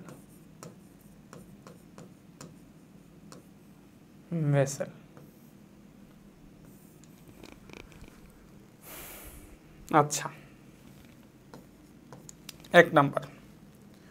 তো এটার জন্য আমরা আগে পার্থক্যটা খুব সুন্দরভাবে একটু পড়ার চেষ্টা করব, তাহলে অটোমেটিক বর্ণনাটা হয়ে যাবে ইনশাল্লাহ।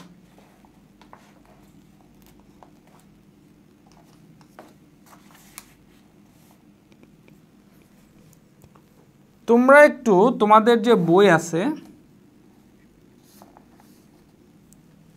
চিত্রটা আমি আঁকলাম না, তোমরা একটু দেখে নিও। তোমরা হচ্ছে ট্রাকিড এবং ভেসেল, আচ্ছা আমি চিত্রটা একটু আঁকি। ট্রাকিডের চিত্রটা এখান দিয়ে আঁকবো, ভেসেলের চিত্রটা এখান দিয়ে আঁকবো, তাহলে আর একটু সুন্দর হবে। তো আমরা একটু ট্রাকিডটা একটু দেখার চেষ্টা করি।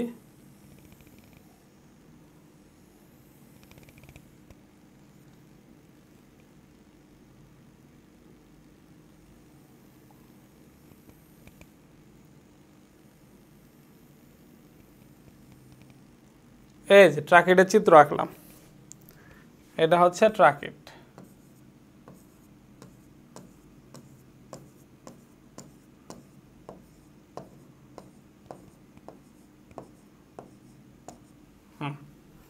আর ভেসেল কোনটা? ভেসেল হচ্ছে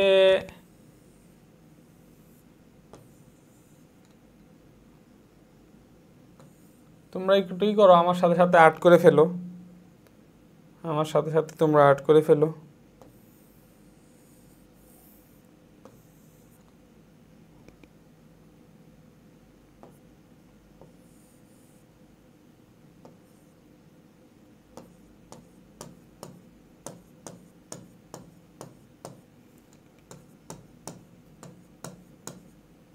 এই যে, তো এটা হচ্ছে ট্রাকিড, এটা হচ্ছে ভেসেল। এই যে মাঝখানে যে কাটা, এটা মানে কি? এটা মানে আসলে মানে অনেকগুলা ভেসেল একসাথে যুক্ত হয়ে অনেক বড় লম্বা নলের মতো তৈরি করে। তো মাঝখানে কেটে দিছে মানে ভিতরে আরও আছে। এটা এক মাথা আর এক মাথা দেখাইছে, ভিতরে আরও আছে, এটা অনেক বড়, এই জন্য মাঝখানে কেটে এটা দেখানো হয়েছে। বা এটাও বুঝতে পারো যে এখানে দুইটা আছে, এখানে একটা ভেসেল কোষ, এখানে একটা ভেসেল কোষ, দুটা ভেসেল জয়েন্ট হয়েছে আর কি, এখানে জয়েন্ট হয়েছে হয়ে লম্বা নলের মতো তৈরি করছে। তাহলে ট্রাকিড এবং ভেসেল এটার মোটামুটি চিত্র আঁকা হয়েছে। চিত্র দেখেই দুইটা ডিফারেন্ট করা যাচ্ছে, দুইটা আলাদা করা যাচ্ছে। তো এখন ট্রাকিড কোষগুলো হচ্ছে লম্বা, প্রান্তদ্বয় সরু এবং সুচালো।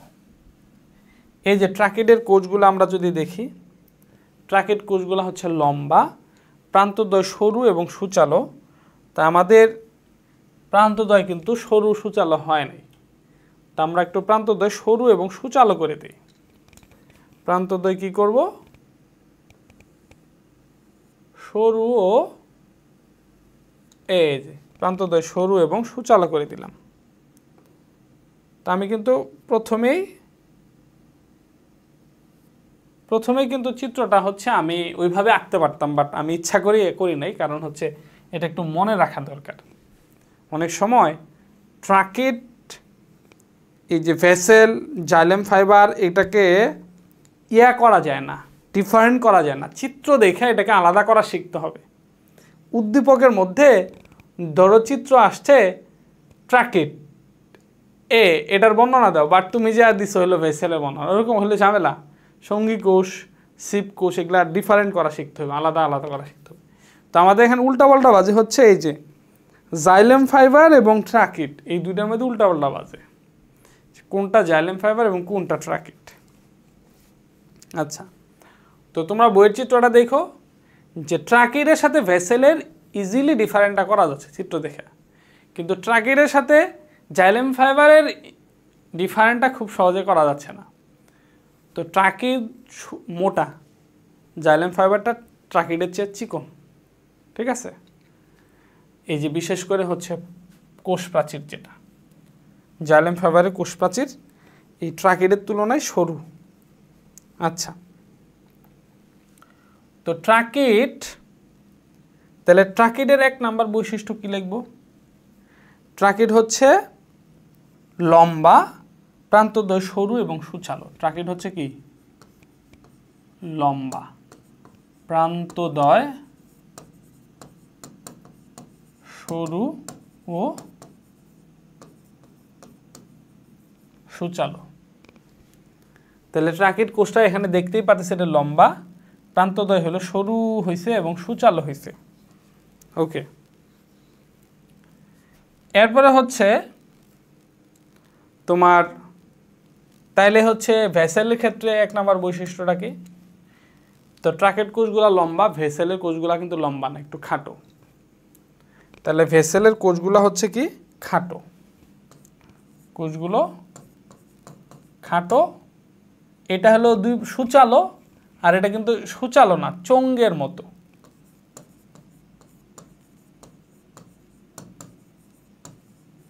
চঙ্গের মতো। আচ্ছা, ট্রাকিড কোষগুলা হচ্ছে প্রোটোপ্লাজম পূর্ণ থাকে। ট্রাকিডের কোষগুলা কি থাকে? প্রোটোপ্লাজম, কোষগুলা প্রোটোপ্লাজম পূর্ণ থাকে।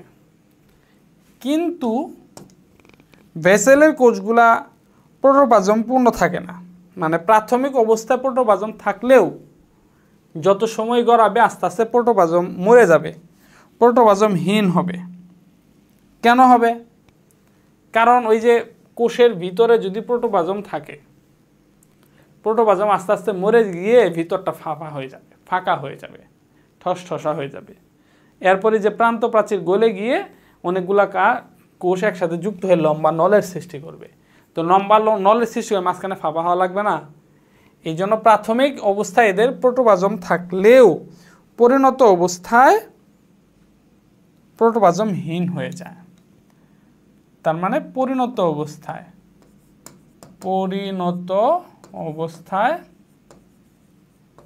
অবস্থায় প্রোটোপ্লাজমহীন,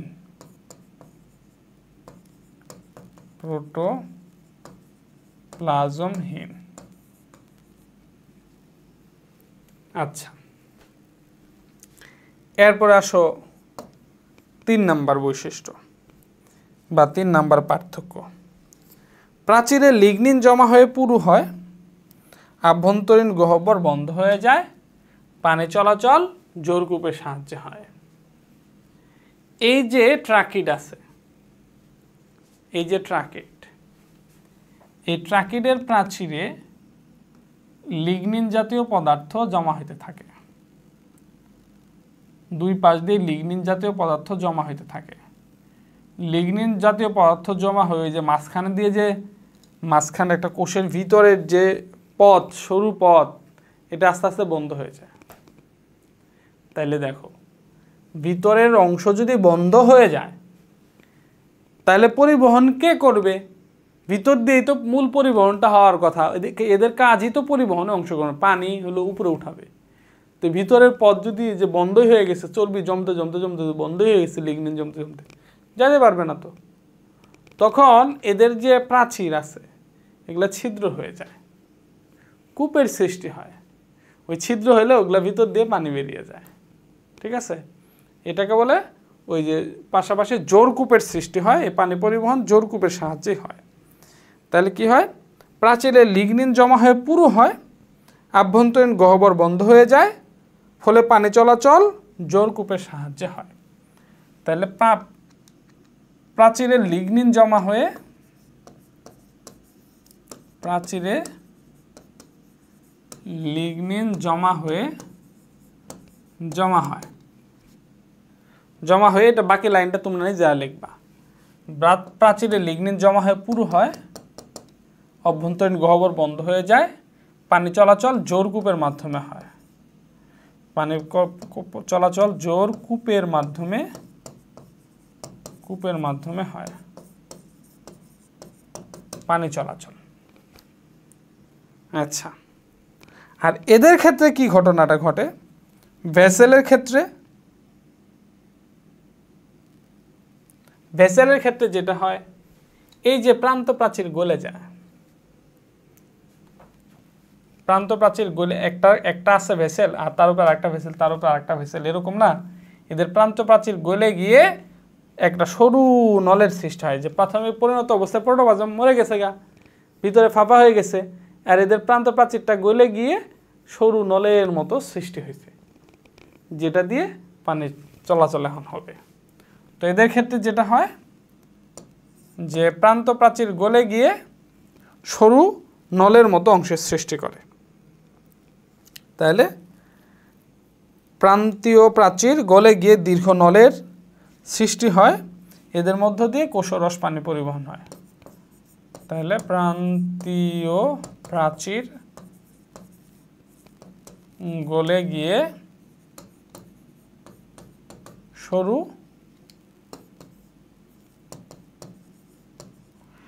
নল না, এটাকে বলা যায় দীর্ঘ নলের সৃষ্টি করে। দীর্ঘ নল দিলেই ভালো হবে।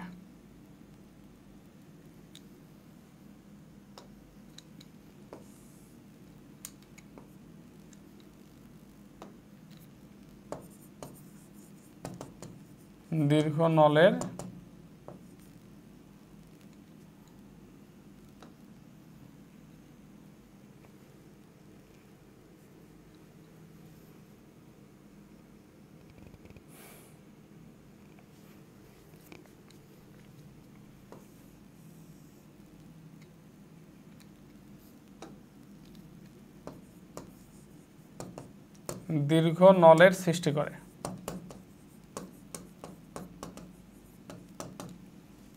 এই আচ্ছা, এরপরে হচ্ছে 4 নাম্বার বৈশিষ্ট্য। 4 নাম্বার বৈশিষ্ট্য হচ্ছে প্রাচীরের পুরুত্ব বিভিন্ন ধরনের হয়,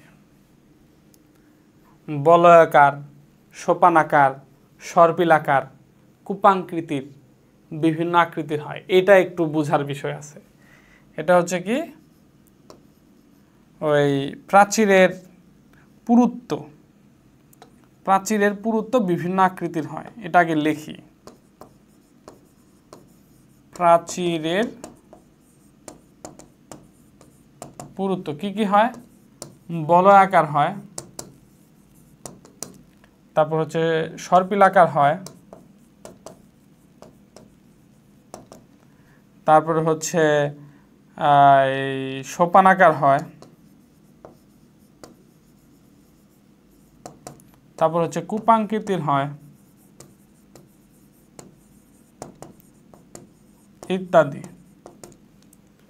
তো এটা ভেসেলের ক্ষেত্রেও একই বৈশিষ্ট্য, ভেসেলের ক্ষেত্রেও একই। তো এইটা আসলে কি, এটা একটু বোঝার বিষয় আছে। হ্যাঁ, এটা একটু বোঝার বিষয় আছে। তো এটা বোঝার জন্য আমরা একটু ট্রাকিড এবং ভেসেলটা একটু দেখব। ট্রাকিড এবং ভেসেলটা দেখব, তাহলে বোঝা যাবে যে কোষের চারপাশ দিয়ে যে আকৃতি, এই ভেসেলের প্রাচীর যে পুরুত্ব হয়, এই পুরুত্বটা বলয়াকার সোপানাকার কিভাবে হয় এটা একটু দেখব। আচ্ছা, এটা হচ্ছে আমরা সরাসরি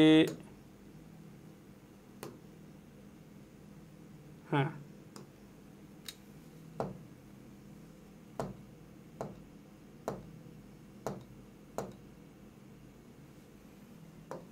দেখো, আমরা সরাসরি হচ্ছে জাইলেম এবং ফ্লুয়েম দেখব। হ্যাঁ, এই যে, তো এটা হচ্ছে জাইলেম, জাইলেমের ভিতরে যেগুলো হচ্ছে ভেসেল। তো ভেসেল কোষগুলোকে আমরা যদি ভালো করে দেখি,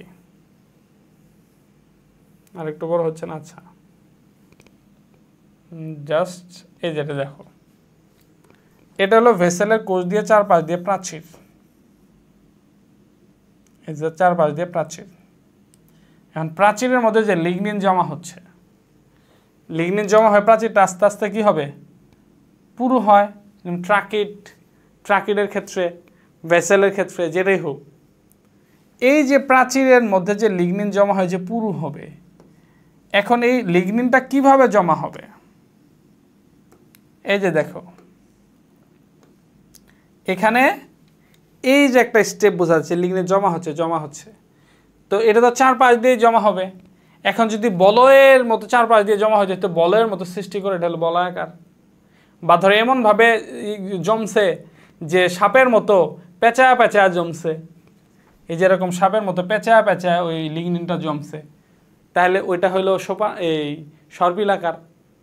আবার যদি সিঁড়ির মতো জমে, যেমন সিঁড়ি স্টেপ বাই স্টেপ এভাবে জমছে, এরকম যে এই যে চারপাশ দিয়ে প্রাচীরে যে জমবে, এটা যদি সিঁড়ির মতো জমে, তখন সেটাকে বলা হয় কি? সোপানাকার। হ্যাঁ, বা অনেক সময় কূপের মতো, কূপ যেমন থাকে ছোট ছোট গুচ্ছ আকারে, কূপের মতো ফোটা আকারে জমে, তখন সেটাকে বলে কূপাঙ্কিতির। এরকম বিভিন্ন, এই যে এটা হলো কি, এই যে ট্রাকিড হোক, ভেসেল হোক, এদের যে কোষ প্রাচীর থাকে, এটার চারপাশ দিয়ে যে পদার্থ লিগনিন জমে, লিগনিন জমলে একটা কি আবরণ সৃষ্টি হবে না? হ্যাঁ, এই আবরণটা কেমন? এই যে চারপাশ দিয়ে জমতেছে, এটা কি বলয়ের মতো, নাকি সিঁড়ির মতো সোপানাকার, নাকি সর্পিলাকার সাপের মতো পেঁচানো, নাকি ছোট ছোট গুচ্ছ কূপের মতো কূপাঙ্কিতির? এই যে এটা জাস্ট ভিতরের বলয়, যে ভিতরের বলয়। আশা করি বুঝতে পেরেছ। তাইলে এই যে জাইলেম, ট্রাকিড এবং ভেসেল, তা ট্রাকিডের এই যে ওই যে প্রাচীরের যে পুরুত্ব হচ্ছে, লিগনিন জমা হচ্ছে, এই পুরুত্বটা কি বিভিন্ন আকৃতির হয়, বলয়াকার, সর্পিলাকার, সোপানাকার, কূপাঙ্কিত, এরকম। তো এটা ভেসেলের ক্ষেত্রে সেম। আচ্ছা, এরপরে আসো 5 নাম্বার বৈশিষ্ট্য কি? 5 নাম্বার বৈশিষ্ট্য হচ্ছে কাদের মধ্যে এই ট্রাকিড, ভেসেল, এতে কাদের মধ্যে পাওয়া যায়? তো ট্রাকিড হচ্ছে ফার্ন, নগ্নবীজি, আবৃতবীজি উদ্ভিদে এদের পাওয়া যায়। ট্রাকিড কোথায় কোথায় পাওয়া যায়? ফার্ন কোনটা? ওই যে ঢেঁকি শাক, যেটা ঢেঁকি শাক, এটা হচ্ছে ফার্ন। তারপর হচ্ছে আবৃতবীজি বা গুপ্তবীজি, আবৃতবীজি যাহা গুপ্তবীজি হতো, আবৃতবীজি যাদের বীজ ফল দ্বারা ঢাকা থাকে, যেমন আম ফলের ভিতরে বীজ থাকে, এটা হলো আবৃতবীজি। জাম ফলের ভিতরে বীজ থাকে, এটা আবৃতবীজি। আর নগ্নবীজি কোনটা? যেটা সাইকাস এবং পায় না, যেটা শুধু বীজই থাকে, চারপাশ দিয়ে কোনো ফল হয় না, এটা হলো নগ্নবীজি। বীজ হচ্ছে নগ্ন অবস্থায় থাকে, ফল দ্বারা আবৃত থাকে না। তাহলে ফার্ন আবৃতবীজি এবং নগ্নবীজি, ফার্ন আবৃতবীজি নগ্নবীজি উভয়ের মধ্যে কি সবার মধ্যে ট্রাকিড পাওয়া যায়। 5 নম্বর হচ্ছে তাহলে ভেসেল কার কার মধ্যে পাওয়া যায়? ভেসেল সবার মধ্যে পাওয়া যায় না, প্রধানত আবৃতবীজি বা গুপ্তবীজির মধ্যে প্রধানত পাওয়া যায়, প্রধানত আবৃতবীজিতে পাওয়া যায়, আবৃতবীজি। নগ্নবীজিতে সাধারণত থাকে না, নগ্নবীজিতে সাধারণত থাকে না, তবে উন্নত শ্রেণীর নগ্নবীজি যেটা তাদের মধ্যে থাকে। হ্যাঁ, তাহলে কি প্রধানত আবৃতবীজিতে থাকে, সাধারণত নগ্নবীজি থাকে না নগ্নবীজিতে, তবে উন্নত শ্রেণীর নগ্নবীজিতে থাকে, উন্নত নগ্নবীজিতে থাকে, নগ্নবীজিতে থাকে। তো উন্নত নগ্নবীজিতে কোনটা? উন্নত নগ্নবীজি হচ্ছে কি, যেমন হচ্ছে নিটাম,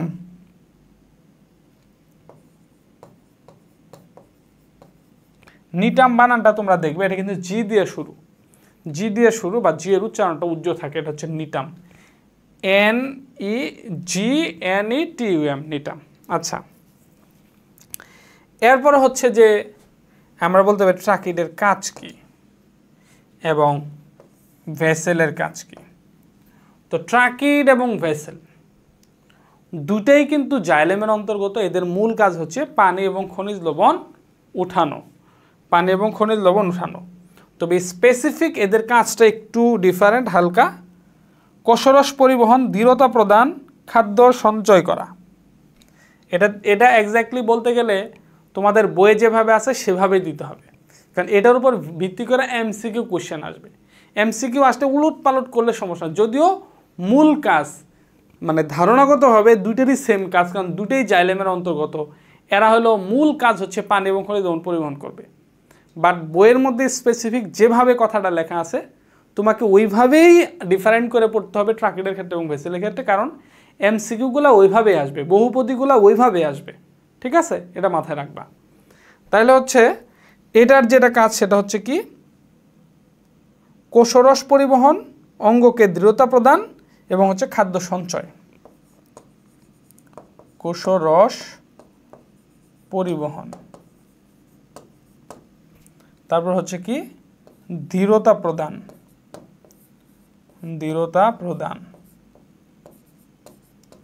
এবং হচ্ছে কি খাদ্য সঞ্চয়। আমরা কি বলছি, যেভাবে আছে এইভাবেই পড়ব, নতুন কিছু বানানোর এখানে ইনক্লুড করার চেষ্টা করব না। কোষরস পরিবহন, দৃঢ়তা প্রদান এবং খাদ্য সঞ্চয়। আর ভেসেলের কাজ কি? ভেসেলের কাজ হচ্ছে পানি ও খনিজ লবণ পরিবহন, অঙ্গকে দৃঢ়তা প্রদান, পানি ও খনিজ লবণ পরিবহন, পানি ও খনিজ লবণ পরিবহন, অঙ্গকে দৃঢ়তা প্রদান।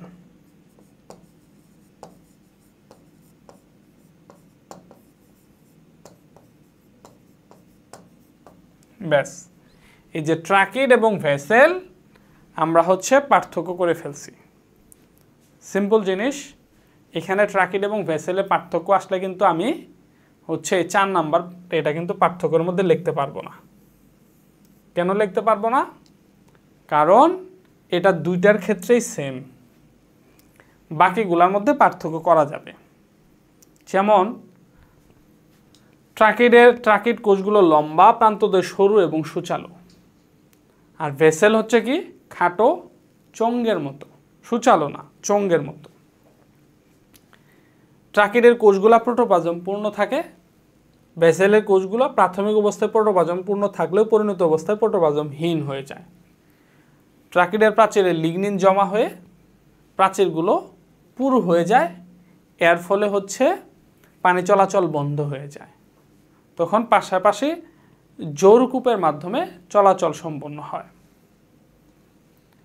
আর এদের ক্ষেত্রে যেহেতু প্রোটোপ্লাজমহীন হয়ে যায়, মাঝখান দিয়ে ফাঁপা হয়ে যায়, তো দুটি কোষের প্রান্ত প্রাচীর গলে গিয়ে লম্বা সরু নলের সৃষ্টি করে। আচ্ছা, দীর্ঘ নলের সৃষ্টি করে। আর এটা যেহেতু পার্থক্য হবে না, সো এটা বাদ। এরপর হচ্ছে কোথায় পাওয়া যায়? ট্রাকিড হচ্ছে ফার্ন, নগ্নবীজি, আবৃতবীজি উদ্ভিদ উভয়ের সব ধরনের উদ্ভিদের মধ্যে ট্রাকিড পাওয়া যায়। আর ভেসেল সাধারণত আবৃতবীজি উদ্ভিদে পাওয়া যায়, নগ্নবীজিতে সাধারণত পাওয়া যায় না, তবে উন্নত শ্রেণীর নগ্নবীজিতে যেমন নিটামের মধ্যে ভেসেল পাওয়া যায়। এরপর আমরা কাজ দিব যে কোষরস পরিবহন করা, দৃঢ়তা প্রদান করা এবং খাদ্য সঞ্চয় করা এদের কাজ। আর এদের মূল কাজ হচ্ছে পানি এবং খনিজ লবণ পরিবহন করা এবং অঙ্গকে দৃঢ়তা প্রদান করা। এখন ধরো আমার ট্রাকিডের বর্ণনা আসছে, আমরা এখন এটা পড়ব গ নাম্বারের জন্য। ট্রাকিডের বর্ণনা কিভাবে লিখব? এই যে ভেসেলের বর্ণনা কিভাবে লিখব গ নাম্বারের জন্য। তাহলে ট্রাকিডের বর্ণনা যদি আসে, তাহলে আমি সুন্দর করে প্রথমে হলো জাইলেমের ব্যাপারে বলবো। ধরো আমার উদ্দীপকের মধ্যে চিত্র দিয়ে দিছে, এটা ইনডাইরেক্টলি এর গঠন বর্ণনা করবা, এটা এর বর্ণনা দাও। তা আমি বুঝতে পারছি যে এটা হচ্ছে ট্রাকিড, তাহলে এটার বর্ণনা আমি দেবো কীভাবে? প্রথমে আমি জাইলেমের বর্ণনা দিব, যেসব জটিল টিস্যুর কোষগুলো পানি এবং খনিজ লবণ পরিবহনে অংশ নেয়, এই জটিল টিস্যুগুলোকে জাইলেম বলা হয়, জাইলেম টিস্যু বলা হয়। তো জাইলেম টিস্যুর মধ্যে 4 ধরনের কোষ লক্ষ্য করা যায়: tracheid, vessel, xylem parenchyma, xylem fibre. উদ্দীপকের কোষটি হচ্ছে একটি ট্রাকিড কোষ। নিচে ট্রাকিডের গঠন বর্ণনা করা হলো। তারপর আমি এই ট্রাকিডের চিত্রটা আঁকব। চিত্রটা আঁকতেও পারো, নাও আঁকতে পারো, আঁকলে ভালো, ঠিক আছে? এবং নিচে লিখলাম, নিচে এই যে চিত্র ট্রাকিড, বইয়ের মধ্যে একটু কোনো ইন্ডিকেট নাই, তুমি একটু ইন্ডিকেট করে দিতে পারো। ইন্ডিকেট করবা, এটা হলো কোষ প্রাচীর, এটা হচ্ছে কোষ প্রাচীর। এই যে ভিতরে এটা হচ্ছে দিয়ে দিলা, এগুলো হচ্ছে সাইটোপ্লাজম বা প্রোটোপ্লাজম লিখতে পারো, সাইটোপ্লাজম লিখতে পারো, প্রোটোপ্লাজম লিখতে পারো। আর এগুলো লিখবা হলো জোরকূপ, জোরকূপ। 3টা ইন্ডিকেট দিলেই হবে। জোরকূপ লিখতে পারো বা কূপ লিখতে পারো। তাহলে কোষ প্রাচীর, প্রোটোপ্লাজম, আর লেখলা হলো কূপ। আর এখানে লিখবা চিত্র, এটা হচ্ছে কি ট্রাকিড। ব্যাস, এরপরে তুমি হচ্ছে বর্ণনা দিবা। এই যে এই 6টা বৈশিষ্ট্য লিখে দিবা যে ট্রাকিডের কোষগুলো লম্বা, প্রান্তদ্বয় সরু এবং সুচালো হয়। এই কোষগুলো প্রোটোপ্লাজম পূর্ণ থাকে, প্রাচীরে লিগনিন জমা হয়ে পুরু হয়, ফলে পানি চলাচল বন্ধ হয়ে যায়। তখন এর চলাচল জৌরকূপের পাশের জৌরকূপের মাধ্যমে চলাচল সম্পন্ন হয়। প্রাচীরের পুরুত্ব বিভিন্ন ধরনের হয়ে থাকে, বলয়াকার, সর্পিলাকার, সোপানাকার, কূপাকৃতির। সাধারণত ফার্ন, আবৃতবীজি এবং নগ্নবীজির উদ্ভিদের ভিতরের পরিবহন টিস্যুতে জাইলেমের মধ্যে ট্রাকিড পাওয়া যায়। ট্রাকিডের মূল কাজ হচ্ছে কোষরস পরিবহন করা, দৃঢ়তা প্রদান করা এবং খাদ্য সঞ্চয় করা। ব্যাস, আলহামদুলিল্লাহ। এই মার্কে মানে এভাবে আনসার করলে এখানে মার্ক কাটার কোনো সুযোগ নাই। 3-এ 3 পাবা ইনশাল্লাহ, নিশ্চিত। সো কতটা ডিফারেন্ট করে আনসার করা যায়, কতটা সুন্দর করে আনসার করা যায়, কতটা স্যারের মনোরঞ্জন করে আনসার করা যায়, এই বিষয়টা তোমাকে দেখতে হবে। তাহলে দেখো, 1 নাম্বার কথা, তাহলে প্রথমে আমি ট্রাকিড বা জাইলেম সম্বন্ধে একটু বলবো। যে জাইলেম হচ্ছে পানি এবং খনিজ লবণ উঠায় যে পরিবহন টিস্যু, এটা হলো জাইলেম। জাইলেমের মধ্যে 4 ধরনের কোষ আছে: tracheid, vessel, xylem parenchyma, xylem fibre. তার ভিতরে এটা একটা ট্রাকিড। নিচে ট্রাকিডের বর্ণনা দেওয়া হলো, ট্রাকিডের চিত্র আঁকলাম, কোষ প্রাচীর, প্রোটোপ্লাজম আর হচ্ছে কূপ ইন্ডিকেট করলাম, চিত্র হচ্ছে ট্রাকিড লিখলাম, তারপর বর্ণনাটা লিখব। তো সেমভাবে আসো, ভেসেলের বর্ণনা কীভাবে দিবা গ নাম্বারে যদি আসে, তো আমরা ওই সেমভাবে জাইলেমের সংজ্ঞা দিব। জাইলেমের সংজ্ঞা দিয়ে বলবো এটা ভেসেল, জাইলেমের একটা কোষ। তারপর হচ্ছে ভেসেলের চিত্র আঁকবো, চিত্র আর্ট করে দেন হচ্ছে যে আমরা এটা বর্ণনা দিব। তো চিত্র আঁকলে যেটা লিখতে পারো যে এটা হলো কোষ প্রাচীর, এটা হলো কোষ প্রাচীর। তারপর হচ্ছে এখানে লিখতে পারো এটা হচ্ছে ভিতরে, এটা দাগ দিয়ে লিখতে পারো ফাঁপা অঞ্চল, এটা হলো কোষ প্রাচীর ফাঁপা অঞ্চল। আর এটা হচ্ছে এখানে দাগ দিয়ে এটা লিখতে পারো প্রান্ত প্রাচীর। তাইলে কোষ প্রাচীর ফাঁপা অঞ্চল, এটা দিতে পারো প্রান্ত প্রাচীর, ঠিক আছে। চিত্র হলো ভেসেল গেল। তাহলে এটা হচ্ছে কি কোষ প্রাচীর ফাঁপা অঞ্চল, আর এটা হচ্ছে প্রান্ত প্রাচীর। আচ্ছা, চিত্র হচ্ছে কি ভেসেল। এরপরে হচ্ছে এই যে দিয়ে দিবা কোষগুলো খাটো চোঙের মতো পরিণত অবস্থায় প্রোটোপ্লাজম, মানে প্রাথমিক অবস্থায় প্রোটোপ্লাজম থাকলেও পরিণত অবস্থায় প্রোটোপ্লাজমহীন হয়ে ফাঁপা অঞ্চলের সৃষ্টি করে এবং প্রান্ত প্রাচীর গলে গিয়ে এটা হচ্ছে দীর্ঘ নলের মতো অংশের সৃষ্টি করে, যেটা দিয়ে পানি পরিবহন সম্পন্ন হয় এবং হচ্ছে এটার প্রাচীরে যে বলয়ের সৃষ্টি হয়, বিভিন্ন পদার্থ জমে বা লিগনিন জমে যে বলয়ের সৃষ্টি হয়, এটা হচ্ছে বিভিন্ন বলয়াকার, সফলাকার, সোপানাকার, সর্পিলাকার, কোপাঙ্গিতে বিভিন্ন আকৃতি হয়। তারপর হচ্ছে প্রধানত এই আবৃতবীজী উদ্ভিদের মধ্যেই ভেসেল থাকে, আর নগ্নবীজিতে থাকে না বললেই চলে, তবে প্রধান উন্নত শ্রেণীর নগ্নবীজি যেমন নিটামের মধ্যে থাকে। আর পানি ও খনিজ লবণ পরিবহন করা, অঙ্গকে দৃঢ়তা প্রদান করা হচ্ছে এর কাজ। দ্যাটস ফাইন, 3 পাবা ইনশাআল্লাহ। তো এখন তাহলে হচ্ছে যে আমরা মোটামুটি ট্রাকিড পড়লাম, আমরা ভেসেল পড়লাম। ভেসেল সংক্রান্ত আরও 2-3টা তথ্য আছে এমসিকিউ এর জন্য, যেমন হচ্ছে এটা হচ্ছে কয়েক সেন্টিমিটার পর্যন্ত লম্বা হয়, আরও উন্নত উদ্ভিদের ক্ষেত্রে আরও একটু বড় হইতে পারে। এগুলা তো অতিরিক্ত যে তথ্য আছে ওগুলো তোমরা দিয়ে দিতে পারো, আলহামদুলিল্লাহ ভালো হবে। বাট আমরা যখন এমসিকিউর জন্য পুরা বই দাগিয়ে দিব তখন এই বিষয়গুলো এমসিকিউর জন্য, যেহেতু ওগুলো থেকে এমসিকিউ বেশি বেশি আসে, ওগুলো আমরা তখন এমসিকিউর মধ্যে দাগিয়ে দেবো ইনশাআল্লাহ। আচ্ছা, এখন হচ্ছে মোটামুটি তাইলে আমরা ট্রাকিড পড়লাম। তাইলে আমরা কি কি পড়ছি এখন পর্যন্ত একটু রিভাইজ করার চেষ্টা করি। আমরা পড়লাম হচ্ছে জটিল টিস্যুর মধ্যে স্থায়ী টিস্যু, সরল, জটিল, নিঃস্রাবী। জটিল জাইলেম, ফ্লোয়েম। জাইলেমের মধ্যে আমরা পড়লাম এই প্রাথমিক জাইলেম, গৌণ জাইলেম, প্রাথমিক জাইলেমের মধ্যে আবার প্রকারভেদ, প্রোটো জাইলেম, মেটা জাইলেম, এবং 3D অ্যানিমেশনের মাধ্যমে সব কিছু দেখার চেষ্টা করলাম। এবং হচ্ছে জাইলেমের মধ্যে ট্রাকিড এবং ভেসেল পড়লাম। তার বাকি থাকে কি ট্রাকিড, ভেসেল, এখন থেকে হলো জাইলেম প্যারেনকাইমা। জাইলেম প্যারেনকাইমা,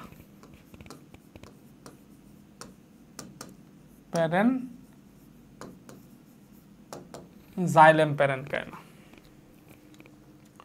তো সহজ ভাষায় যদি আমরা বলি, এটাকে কোশ্চেনটা আমরা একটু ইন্ডিকেট করার চেষ্টা করি। এটা আসবে হলো খ নাম্বারের কোশ্চেন অথবা সংক্ষিপ্ত প্রশ্ন। জাইলেম প্যারেনকাইমা কি?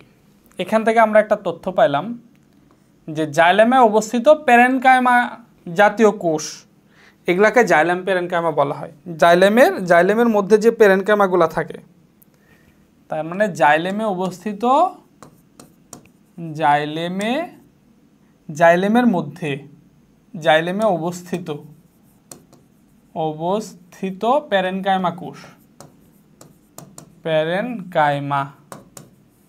প্যারেনকাইমা কোষ হচ্ছে কি জাইলেম প্যারেনকাইমা।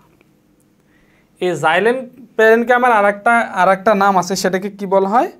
উড প্যারেনকাইমা বলা হয়। তো জাইলেম প্যারেনকাইমাকে কি বলা হয়? উড প্যারেনকাইমা বলা হয়। এটার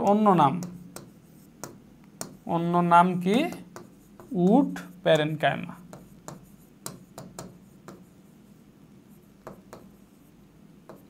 উড প্যারেনকাইমা। তাহলে জাইলেমের মধ্যে যে প্যারেনকাইমা জাতীয় কোষ আছে, এগুলো হচ্ছে জাইলেম প্যারেনকাইমা। এটার আরেকটা নাম কি? Wood parenchyma. তো এদের যে প্রাচীর, প্যারেনকাইমার প্রাচীর সাধারণত পাতলা হয়। তো প্যারেনকাইমা এদের প্রাচীর পাতলাও হয় আবার পুরুও হয়। তো কাঠটা পাতলা হবে আর কাঠটা পুরু হবে। তো আমরা জানি যে জাইলেম দুই ধরনের হয়।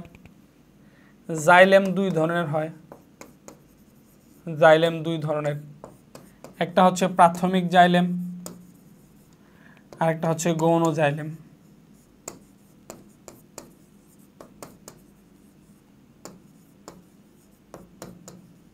জাইলেম দুই ধরনের, একটা হলো প্রাথমিক জাইলেম, একটা হচ্ছে গৌণ xylem.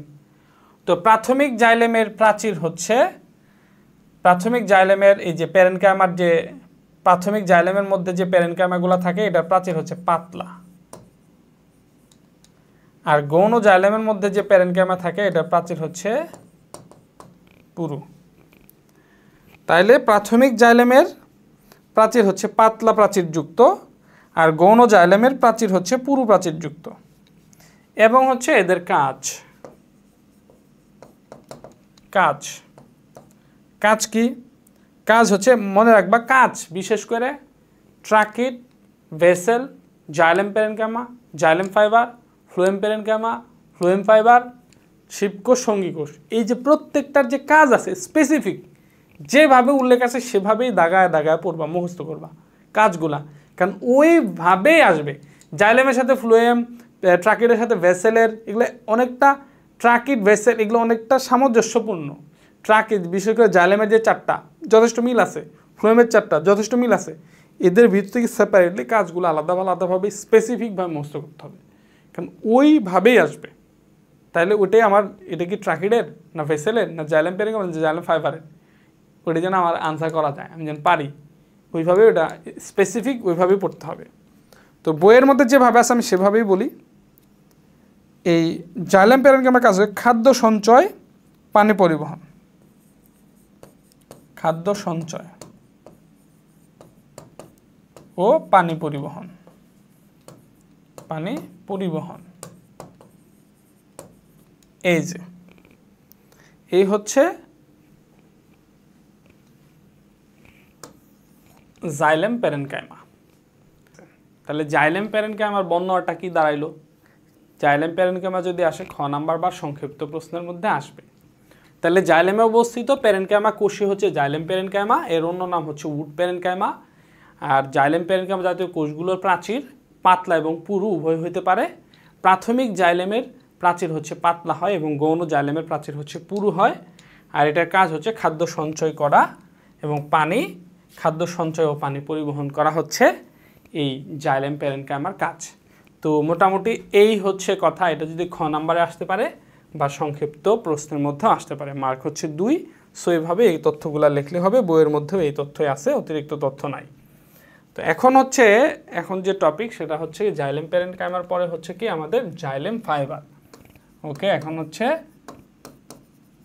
Xylem fibre. Xylem fibre. তো জাইলেম প্যারেনকাইমাটা কি ছিল? জাইলেম প্যারেনকাইমা, জাইলেমের মধ্যে অবস্থিত প্যারেনকাইমা জাতীয় কোষ, এটা হলো জাইলেম প্যারেনকাইমা। আর জাইলেম ফাইবার কোনটা? ফাইবার হচ্ছে কি, ওই যে ফাইবার এবং স্ক্লেরাইড দুই প্রকার ছিল, স্ক্লেরেনকাইমা। তাহলে জাইলেমের মধ্যে অবস্থিত স্ক্লেরেনকাইমা জাতীয় হচ্ছে জাইলেম ফাইবার। তাহলে জাইলেমে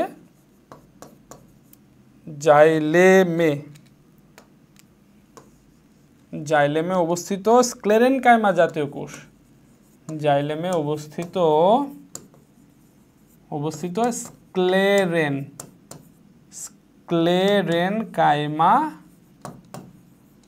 স্ক্লেরেনকাইমা জাতীয় কোষই হচ্ছে কি জাইলেম ফাইবার। এদেরকে কি বলা হয়? এটার অন্য নাম কি? এদেরকে উড ফাইবারও বলা হয়, উড ফাইবার। দেখো, তাইলে হচ্ছে যে জাইলেমের মধ্যে অবস্থিত স্ক্লেরেনকাইমা যে কোষগুলা, এগুলো হচ্ছে জাইলেম ফাইবার। এটার অন্য নাম হচ্ছে উড ফাইবার। আর যেহেতু এগুলো স্ক্লেরেনকাইমা জাতীয় কোষ, অতএব স্ক্লেরেনকাইমা জাতীয় কোষের যে বৈশিষ্ট্যগুলো আছে সব বৈশিষ্ট্যই এদের মধ্যে প্রকাশিত হবে। তার মানে স্ক্লেরেনকাইমার বৈশিষ্ট্য আমরা কি পড়ছিলাম? স্ক্লেরেনকাইমার বৈশিষ্ট্য আমরা পড়তে হচ্ছে এই কোষগুলো লম্বা হয়, তারপরে হচ্ছে সূচালো হয়, এবং হচ্ছে এদের ভিতরে প্রাথমিক অবস্থায় প্রোটোপ্লাজম থাকলেও আস্তে আস্তে প্রোটোপ্লাজমহীন হয়ে যায় এবং মৃত হয়ে যায়। তো সেমভাবে এই কথাগুলোও এদের জন্য প্রযোজ্য। তার মানে এটা যেহেতু স্ক্লেরেনকাইমা জাতীয় কোষ, অতএব এই কোষগুলো হচ্ছে কি লম্বা ও সরু, সূচালো, এবং হচ্ছে এদের প্রাথমিক অবস্থা প্রোটোপ্লাজম থাকলেও পরিণত কোষে প্রোটোপ্লাজমহীন। পরিণত কোষ কি হয়? প্রোটোপ্লাজমহীন হয়, প্রোটোপ্লাজমহীন, পরিণত কোষ প্রোটোপ্লাজমহীন হয়ে যায়। এবং এদের মধ্যে কি হয়, এবং হচ্ছে প্রোটোপ্লাজমহীন যদি হয় তাহলে তো এই যে স্ক্লেরেনকাইমা একটা বৈশিষ্ট্য চলে আসলো। এবং হচ্ছে এদের কাজগুলা কি, আর একটা কথা বলছিলাম কি, এদের কাজ যেগুলো আছে কাজগুলো অবশ্যই বইয়ের মধ্যে যেভাবে আছে সেভাবেই পড়ব। তার আগে হচ্ছে এরা এই ফ্লোয়েম ফাইবার যেটা, জাইলেম ফাইবার যেটা, এটা কার মধ্যে থাকে, দ্বিবীজপত্রী উদ্ভিদের জাইলেমের মধ্যে থাকে। এরা সাধারণত দ্বিবীজপত্রীতে এদের পাওয়া যায়, দ্বিবীজপত্রী।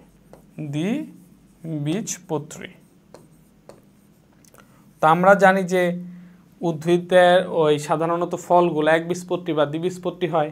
বীজপত্র যদি একটা থাকে, যেমন ধান, গম, একবীজপত্রী। আবার হচ্ছে আমের যে বীজ আছে ওটার মধ্যে দুইটা পত্র ফলক থাকে, এই জন্য এটাকে দ্বিবীজপত্রী বলা হয়। দ্বিবীজপত্রীতে এদের পাওয়া যায়। তো কাজটা কি বলছি, কাজটা হলো যেভাবে আছে আমরা সেভাবেই পড়ব। তো কাজ কি আছে, পানি ও খনিজ পদার্থ পরিবহন, পানি ও খনিজ পদার্থ পরিবহন, এটা হলো 1 নম্বর কাজ। যান্ত্রিক শক্তি প্রদান, উদ্ভিদকে যান্ত্রিক শক্তি প্রদান করবে। একটা জিনিস ভালোভাবে খেয়াল করবা, যেহেতু এদের হচ্ছে উড ফাইবার বলা হয়, উড মানে কাঠ হিসেবে কাজ করবে, তো অতএব এটা কি করবে, যান্ত্রিক শক্তি প্রদান করবে এবং হচ্ছে দৃঢ়তা প্রদান করবে, দৃঢ়তা প্রদান।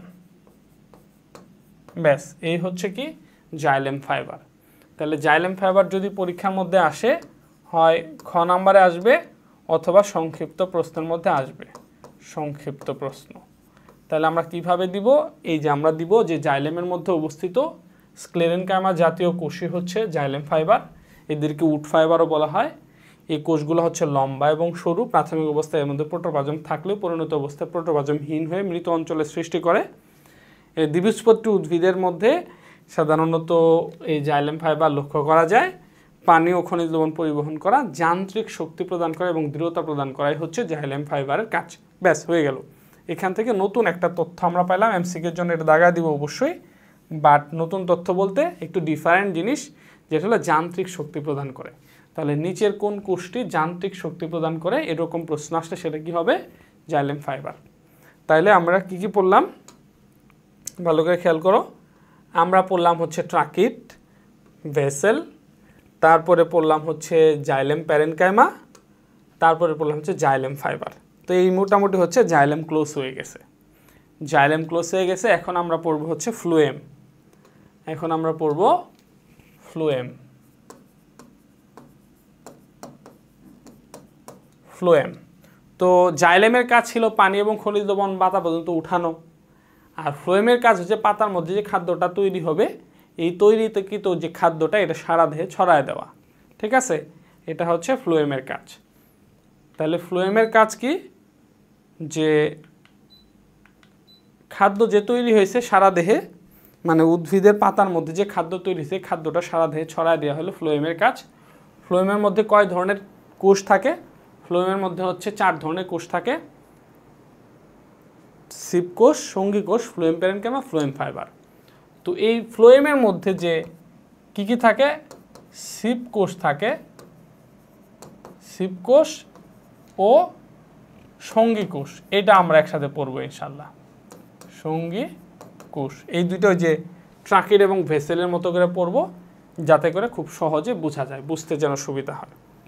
তাহলে আমরা প্রথমে পড়বো হচ্ছে, এখানে লিখলাম হলো সিপ কোষ, সিপ কোষ, এখানে লিখবো হচ্ছে সঙ্গী কোষ, সঙ্গী কোষ। আচ্ছা,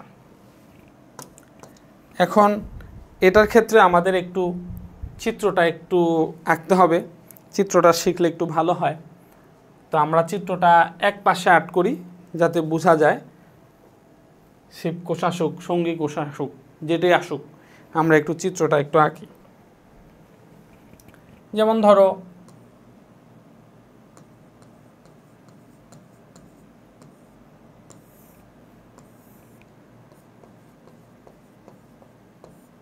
এই যে এর হলো শিবকোষ। শিবকোষগুলা কিন্তু ফাঁপা থাকে, একটা প্রাচীরের সাথে আরেকটা প্রাচীর জ্বলে গিয়ে যেখানে কোষ প্লেট সৃষ্টি হয়, চালনের মতো হয়, যেটা 3D চিত্রতে আমরা দেখছি, এবং এটা হলো ওই পরিবহনে সাহায্য করে আর কি। তো শিবকোষ বা শিবকোষ বা হচ্ছে এটাকে শিবনল বলা হয়, এটার মাঝখানে কিন্তু কোনো নিউক্লিয়াস থাকে না, এটার পাশ দিয়েই হচ্ছে সঙ্গী কোষ থাকে। এই যেটার পাশ দিয়েই সঙ্গী কোষ থাকে, ধরো এই যে হচ্ছে সঙ্গী কোষ, যেটার পাশ দিয়ে সঙ্গী কোষ থাকে, সঙ্গী কোষের নিউক্লিয়াসটা আবার বড় থাকে, সঙ্গী কোষের নিউক্লিয়াসটা বড় থাকে।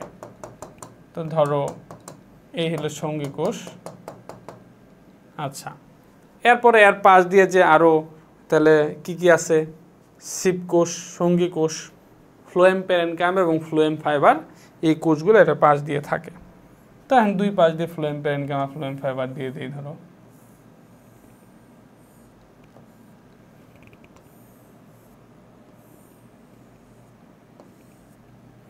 তো ওগুলা কোষের মধ্যেও কি থাকে, নিউক্লিয়াস থাকে, তো দিয়ে দিলাম নিউক্লিয়াস। ব্যাস, এই যেরকম একটা চিত্র দিলেই হয়ে গেল। তাহলে মাঝখানে যে ফাঁপা অংশ, এটা হচ্ছে শিবনল বা শিবকোষ। এই যে পাশে যেটা, এটা হচ্ছে সঙ্গী কোষ, এটা হচ্ছে ফ্লোয়েম প্যারেনকাইমা, ফ্লোয়েম ফাইবার, এগুলোর মধ্যে। আচ্ছা, তো এখন মোটামুটি চিত্র এটা আঁকলেই হবে, এবং হচ্ছে তোমরা তোমাদের এই চিত্রের পাশাপাশি যে আরেকটা চিত্র আছে ওইটা একটু ভালোভাবে দেখবা, ভালোভাবে শেখার চেষ্টা করবা। ওই চিত্রটা দেখে যেন বোঝা যায় যে এটা অনেকটা যখন ঝাপসা চিত্র দিয়ে দেয় পরীক্ষার খাতার সৃজনশীল প্রশ্নের উদ্দীপকের মধ্যে, তখন এটা দেখে মনে হয় যে এটা মনে হয় নিউক্লিয়াসের মতো করে দেয়।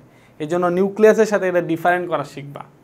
কারণ এইটা হচ্ছে দিয়ে দিচ্ছে ফ্লোয়েম টিস্যু, ওখানে তুমি নিউক্লিয়াসের বর্ণনা দিয়ে দিচ্ছ, ঝামেলা হবে। কিন্তু জাস্ট আগে বলে দিলাম, নিউক্লিয়াসকে এর সাথে ডিফারেন্ট করা শিখতে হবে।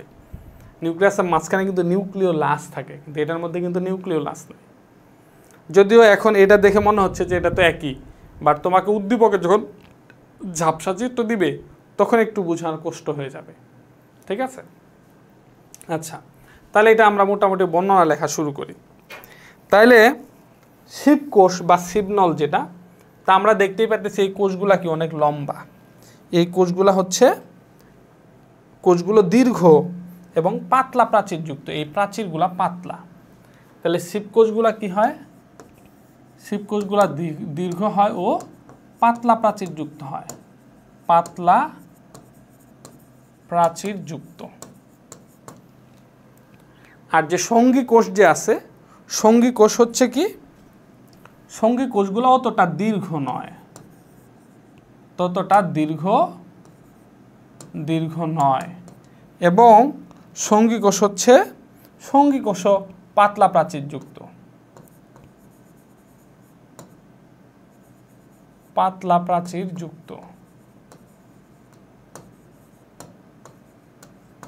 ওকে। তাহলে এখান থেকে আমরা পার্থক্য যদি করি, বা মিল যদি খুঁজি, সেখানে কিন্তু আমরা পাবো যে শিবকোষ হচ্ছে দীর্ঘ এবং পাতলা প্রাচীরযুক্ত, সঙ্গী কোষ দীর্ঘ নয়। শিবকোষ অনেক দীর্ঘ হলেও সঙ্গী কোষ অতটা দীর্ঘ হয় না, এবং সঙ্গী কোষ হলেও পাতলা প্রাচীরযুক্ত হয়। আচ্ছা, এরপরে হচ্ছে এই যে প্রাচীরের লিগনিন দিয়ে তৈরি, তাইলে এই যে শিবনলের প্রাচীরও হচ্ছে কি হয়, ওই যে আমরা যে ট্রাকিট পড়লাম এবং ভেসেল পড়লাম যে লিগনিন জমা হয় পুরু হয়, হ্যাঁ, সেমভাবে এই যে শিবকোষের যে প্রাচীর, এটাও কি দিয়ে তৈরি হয়, লিগনিন দিয়ে তৈরি হয়। তাহলে এদের প্রাচীর হচ্ছে কি লিগনিন যুক্ত, প্রাচীর লিগনিন যুক্ত। এবং সঙ্গী কোষের প্রাচীর কি দ্বারা তৈরি, সঙ্গী কোষের প্রাচীরও হচ্ছে লিগনিন দ্বারা তৈরি, একই তথ্য। আমরা পাইলাম হচ্ছে শিবকোষ হচ্ছে প্রাচীর হচ্ছে লিগনিন যুক্ত, সঙ্গী কোষের প্রাচীর হচ্ছে লিগনিন যুক্ত। এখানে শিবকোষ এবং সঙ্গী কোষের সাথে যথেষ্ট মিল আছে, কারণ হচ্ছে আসলে মূলত এরা হলো দুই ভাইয়ের মতো, যমজ ভাইয়ের মতো। শিবকোষ যেখানে যেখানে যাবে, সঙ্গী কোষ সেখানে সেখানে যাবে। সিপ কোষ যেখানে যেখানে আছে সঙ্গী কোষও সেখানে সেখানে আছে। আচ্ছা, এখন আমরা একটু ডিফারেন্ট যদি দেখি তাহলে হচ্ছে 3 নাম্বার বৈশিষ্ট্য যেটা। আচ্ছা, 3 নাম্বার বৈশিষ্ট্য, এই যে সিপ কোষের যে প্রোটোপ্লাজম ভিতরে, এই সঙ্গী কোষের প্রোটোপ্লাজম তো পূর্ণ অবস্থায় থাকে এবং জীবিত, আর সিপ কোষের যে প্রোটোপ্লাজমগুলো এগুলো সাধারণত প্রাচীর ঘেঁষে থাকে। সিপ কোষের প্রোটোপ্লাজমগুলো প্রাচীর ঘেঁষে থাকে। তো যখন সিপ কোষের প্রোটোপ্লাজমগুলো যখন প্রাচীর ঘেঁষে থাকে তখন মাঝখান দিয়ে আসলে ফাঁপা একটা অংশের সৃষ্টি হয়। তাহলে সিপ কোষের প্রোটোপ্লাজমগুলো প্রাচীর ঘেঁষে থাকার কারণে ভিতর দিয়ে একটা ফাঁকা অঞ্চলের সৃষ্টি হয়, যেটা ওই যে পরিবহনে সাহায্য করবে। এবং হচ্ছে একটা কোষের সাথে আরেকটা কোষের মধ্যে এই যে সিপ প্লেট গঠন হয়, একটা প্লেট গঠন হয়।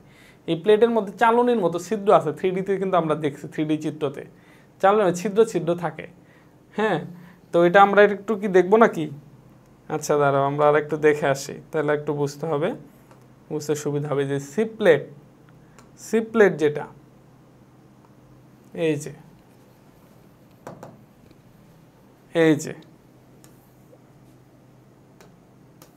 যে দেখো, এই যেগুলো হচ্ছে ফ্লোয়েম।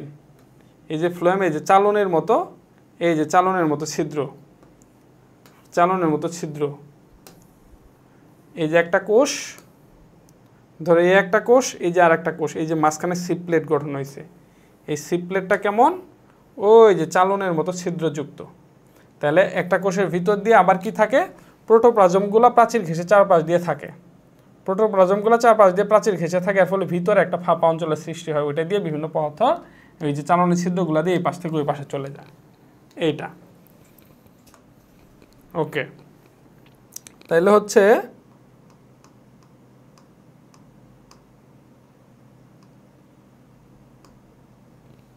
হ্যাঁ, তাইলে আমরা এখান থেকে এটা থেকে আমরা লিখতে পারি যে এদের যে এই প্রোটোপ্লাজমগুলো আছে, এদের যে প্রোটোপ্লাজম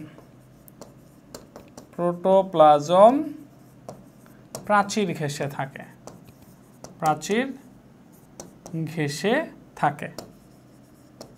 আর প্রোটোপ্লাজম প্রাচীর ঘেঁষে থাকার জন্য মাঝখান দিয়ে কি হয়? একটা ফাঁকা,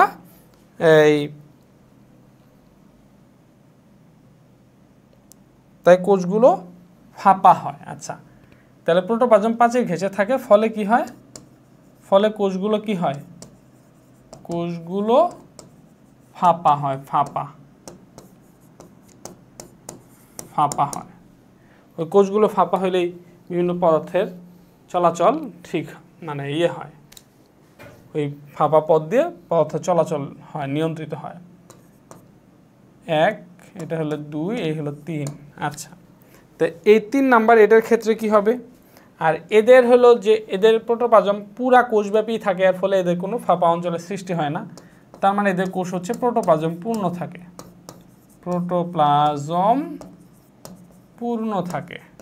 পূর্ণ থাকে। আর যেহেতু এদের কোষগুলা প্রোটোপ্লাজম পূর্ণ থাকে, তাই এদের ভিতরে কি হয় না? ফাঁপা হয় না, ফাঁপা হয় না। আচ্ছা, এরপর আমরা 4 নাম্বার বৈশিষ্ট্য আসি। 4 নাম্বার হচ্ছে, দেখো একটু ভালো করে দেখো, এই যে সিপ কোষ বা সিপনল যেটা মাঝখানে, এদের কিন্তু কোনো নিউক্লিয়াস থাকে না। এদের কোনো কি নাই? নিউক্লিয়াস নাই। তার মানে এদের কি থাকে না? নিউক্লিয়াস থাকে না। তো এটা যখন আমরা নিউক্লিয়াস পড়ছি, মনে রাখবা যে নিউক্লিয়াস কার মধ্যে থাকে আর কার মধ্যে থাকে না। নিউক্লিয়াস হচ্ছে প্রাণী কোষের লোহিত কণিকার মধ্যে নিউক্লিয়াস থাকে না। আর উদ্ভিদ কোষের মধ্যে এই যে সিপ কোষ, এই কোষটার মধ্যে কি থাকে না? নিউক্লিয়াস থাকে না। আর সঙ্গী কোষের মধ্যে কি? সঙ্গী কোষের মধ্যে অবশ্যই কি থাকে? নিউক্লিয়াস থাকে। এরপর হচ্ছে 5 নাম্বার বৈশিষ্ট্য যেটা, সেটা হচ্ছে কোষগুলো লম্বালম্বি একটির ওপর একটি যুক্ত হয়ে সিপনল গঠন করে। একটু ভালোভাবে খেয়াল করো, এই যে একটা কোষ, তার উপরে আরেকটা কোষ, তার উপরে আরেকটা, এভাবে লম্বালম্বি যুক্ত হয়ে লম্বা একটা নল সৃষ্টি করবে। একটির পর একটি যুক্ত হয়ে কি করবে? সিপনল গঠন করবে, সিপনল গঠন করে। গঠন করে এবং চালনির মতো সিপ্লেট তৈরি হয়। চালনির মতো কি তৈরি হয়? সিপ্লেট দিয়ে, এবং প্রত্যেকটা কোষ সিপ্লেট দিয়ে আলাদা থাকে, যেটা সিপ্লেট, এটা হলো সিপ্লেট। প্রত্যেকটা কোষ সিপ্লেট দিয়ে আলাদা থাকবে। সিপ্লেটটা কেমন? চালনির মতো, ছিদ্রযুক্ত। তাইলে সিপনল গঠন করে এবং প্রতিটি কোষ, আমি জাস্ট সংক্ষিপ্ত করে দিচ্ছি, তোমরা এটা লিখবা। সিপনল গঠন করে, একটার পর একটা সজ্জিত হয়ে সিপনল গঠন করে এবং প্রতিটি কোষ চালনির মতো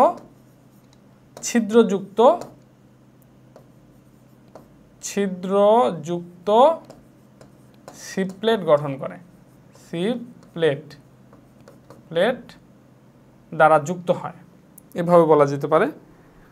এই সিপ্লেট দিয়ে আলাদা থাকে, প্রতিটি আলাদা থাকে। এই তাহলে হচ্ছে যে এখান থেকে আরও একটা তথ্য পাইলাম। আর এদের ক্ষেত্রে যদি আমরা বলি, তাহলে এদের মধ্যে কোনো ধরনের সিপ্লেট গঠিত হয় না। সিপ্লেট গঠিত হয় না। আচ্ছা, এরপরে আসো 6 নাম্বার। 6 নাম্বার হচ্ছে কোথায় পাওয়া যায়? এই সিপকোষ সাধারণত আবৃতবীজী উদ্ভিদের মধ্যে থাকে। কোথায় থাকে? আবৃতবীজী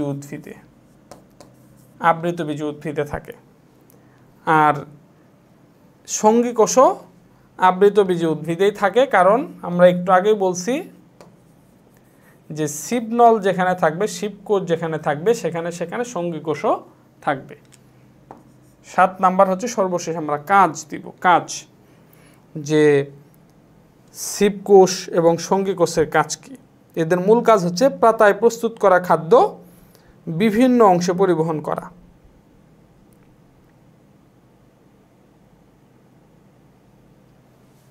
তাহলে পাতার মধ্যে প্রস্তুতকৃত খাদ্য বিভিন্ন অংশে পরিবহন করা হলো এদের কাজ।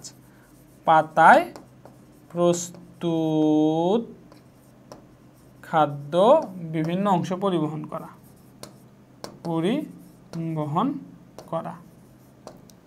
আর সঙ্গী কোষের কাজ কি? সঙ্গী কোষের কাজ হচ্ছে খাদ্য তৈরি, খাদ্য সঞ্চয় ও পরিবহন। খাদ্য তৈরি, খাদ্য সঞ্চয় ও কি করা? পরিবহন করা। এই যে আমরা মোটামুটি শিপকোষ এবং সঙ্গী কোষের পার্থক্য করতে পারবো, এখানে সাদৃশ্য করতে পারবো, বৈসাদৃশ্য করতে পারবো, তুলনা করতে পারবো, শিপকোষের বর্ণনা লিখতে পারবো, সঙ্গী কোষের বর্ণনা লিখতে পারবো। বাবা, পরীক্ষায় কোনটা আসবে? যেভাবে আসবে ওইভাবে পারবো ইনশাআল্লাহ। তাহলে দেখো, সেমভাবে আগের মতো করে আমরা যেভাবে পড়লাম সেভাবে আমরা এটাও লিখব। ধরো আমি এখন পার্থক্য একটু শিপকোষ এবং সঙ্গী কোষের মধ্যে, ধরো খ নাম্বারেই দিছে যে এই যে ফ্লোয়েমের মধ্যে যে 4 ধরনের কোষ থাকে, শিপকোষ এবং সঙ্গী কোষ, এটা থাকে না? এখন বলো যে শিপকোষ এবং সঙ্গী কোষের মধ্যে সাদৃশ্য কি? খ নাম্বারে একটা ছোট প্রশ্ন বা সংক্ষিপ্ত প্রশ্নের মধ্যে সাদৃশ্য কি? তো সাদৃশ্য হচ্ছে শিপকোষ হলো পাতলা প্রাচীরযুক্ত, সঙ্গী কোষ হলো পাতলা প্রাচীরযুক্ত। প্রাচীরে লিগনিন যুক্ত থাকে বা লিগনিন যুক্ত হয়ে কোষ প্রাচীর লিগনিন দ্বারা তৈরি, এদের কোষ প্রাচীর লিগনিন দ্বারা তৈরি। এটা হলো কি? এটা হচ্ছে যে সাদৃশ্য, এবং এদের মধ্যে প্রোটোপ্লাজম থাকে, মানে জীবিত, এটার মধ্যে প্রোটোপ্লাজম থাকে জীবিত। সাদৃশ্য। আবার এরা হলো আবৃতবীজী উদ্ভিদের মধ্যে থাকে, এরাও আবৃতবীজী উদ্ভিদের মধ্যে থাকে, এটা হচ্ছে কি? সাদৃশ্য। আচ্ছা,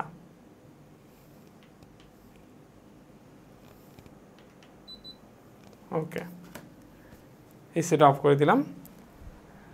আচ্ছা, এরপরে হচ্ছে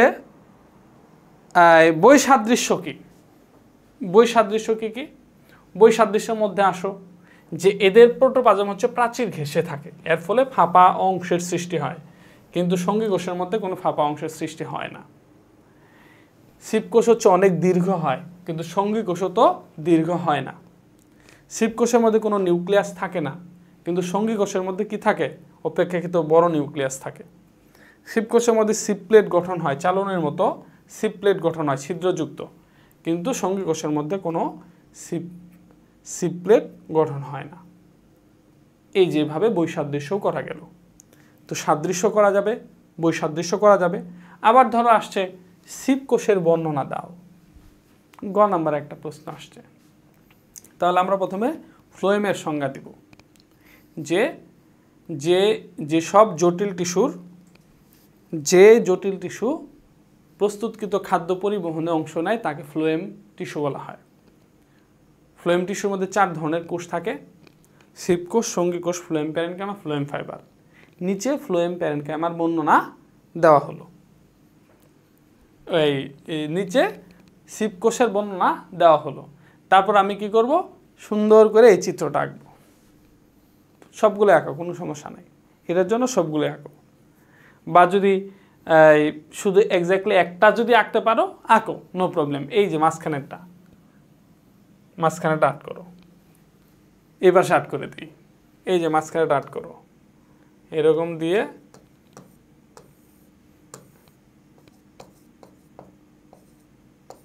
এই যে এরকম একটা চিত্র দিলেই হইলো। এই যে প্রোটোপ্লাজমগুলো প্রাচীর ঘেঁষ দিয়ে একটু প্রাচীর চারপাশ দিয়ে এরকম দিয়ে এখন ইন্ডিকেট করো এটা কোষ প্রাচীর, এটা ইন্ডিকেট করো সিপ্লেট, ভিতরে হচ্ছে যে ফাঁপা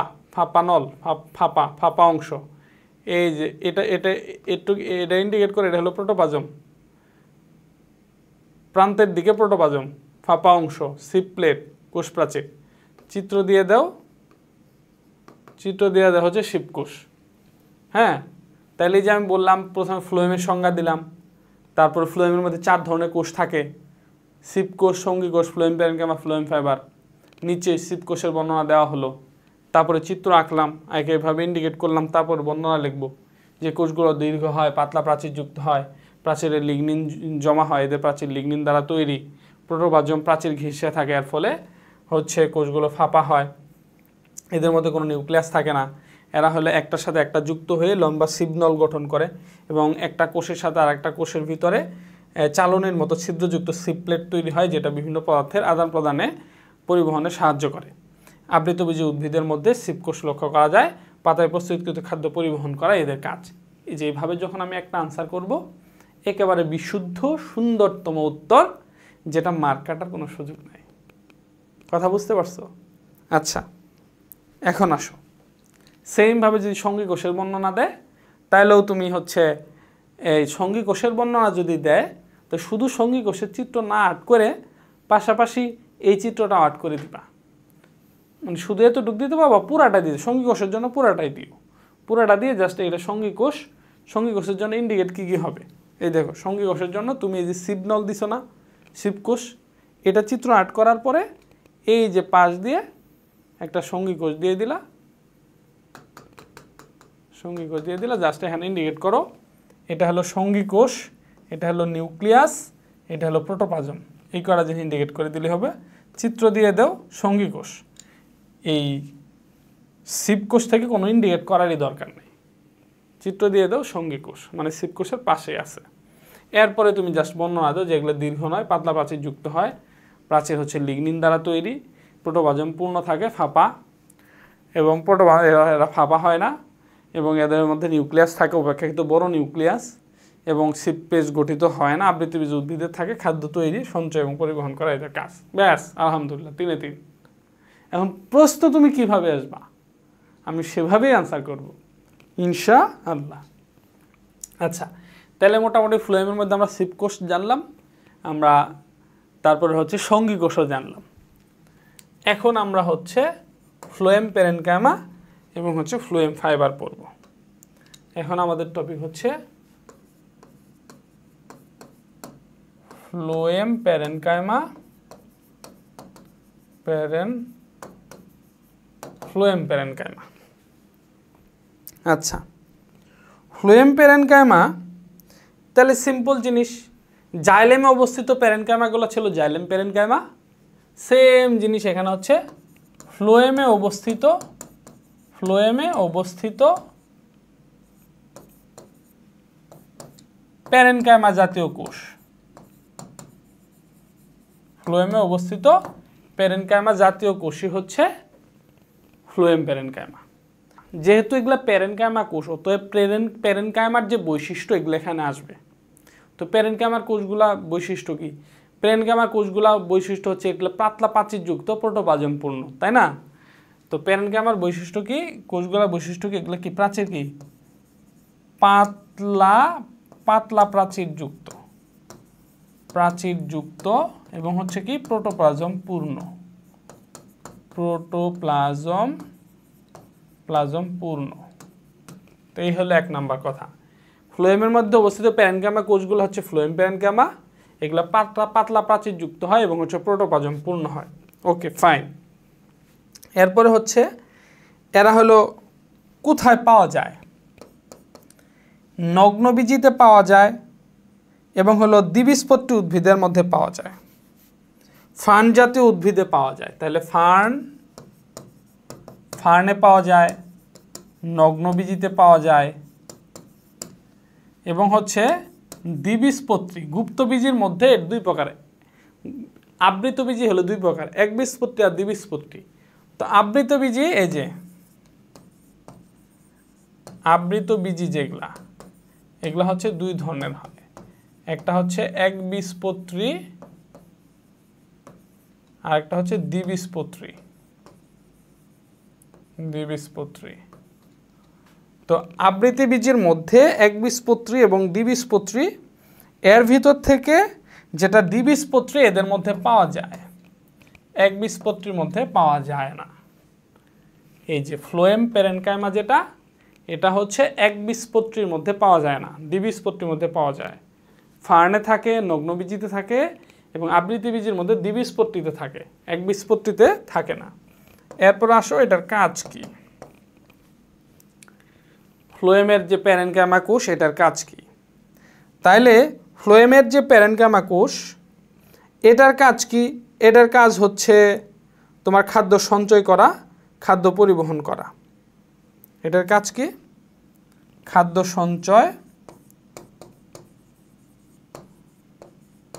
ও খাদ্য পরিবহন।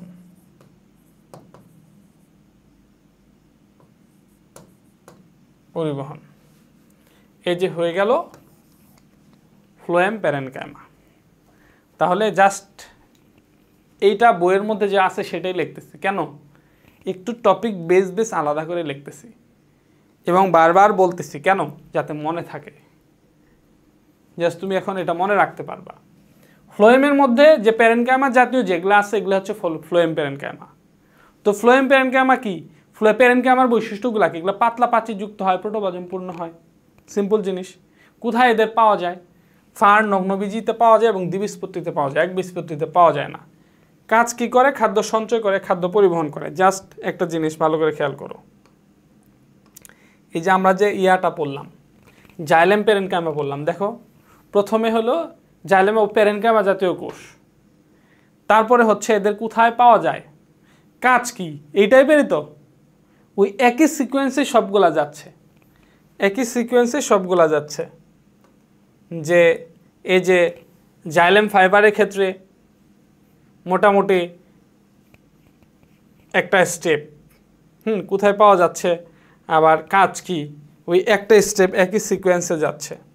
সেমভাবে এটাও কিন্তু ওই একই সিকোয়েন্সে আসলো, যে ফ্লোয়েমে অবস্থিত প্যারেনকাইমা কোষ, যেহেতু প্যারেনকাইমা, ওতে প্যারেনকাইমা একটু বৈশিষ্ট্য আসলে এবং কোথায় পাওয়া যায় এবং কাজ কি, ফ্লোয়েম প্যারেনকাইমা। সেমভাবে আমরা ফ্লোয়েম ফাইবারও পড়ব। ওকে, এখন আমাদের টপিক হচ্ছে ফ্লোয়েম ফাইবার।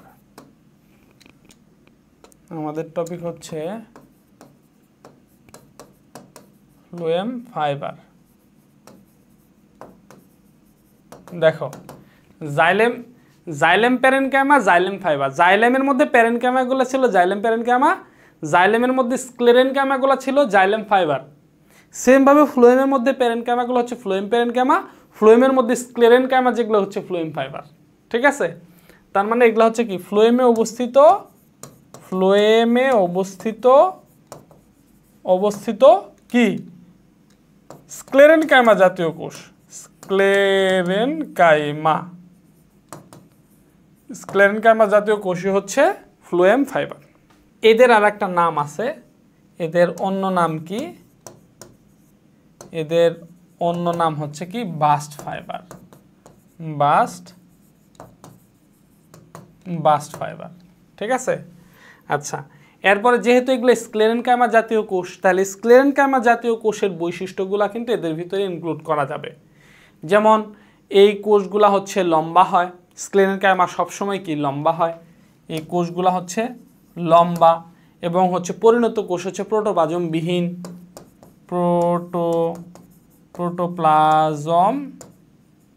প্রোটোপ্লাজমবিহীন, হ্যাঁ, এবং মৃত প্রোটোপ্লাজমবিহীন মোটো একটার সাথে একটা যুক্ত হয়ে লম্বা তৈরি হয়, এরকমও হইতে পারে।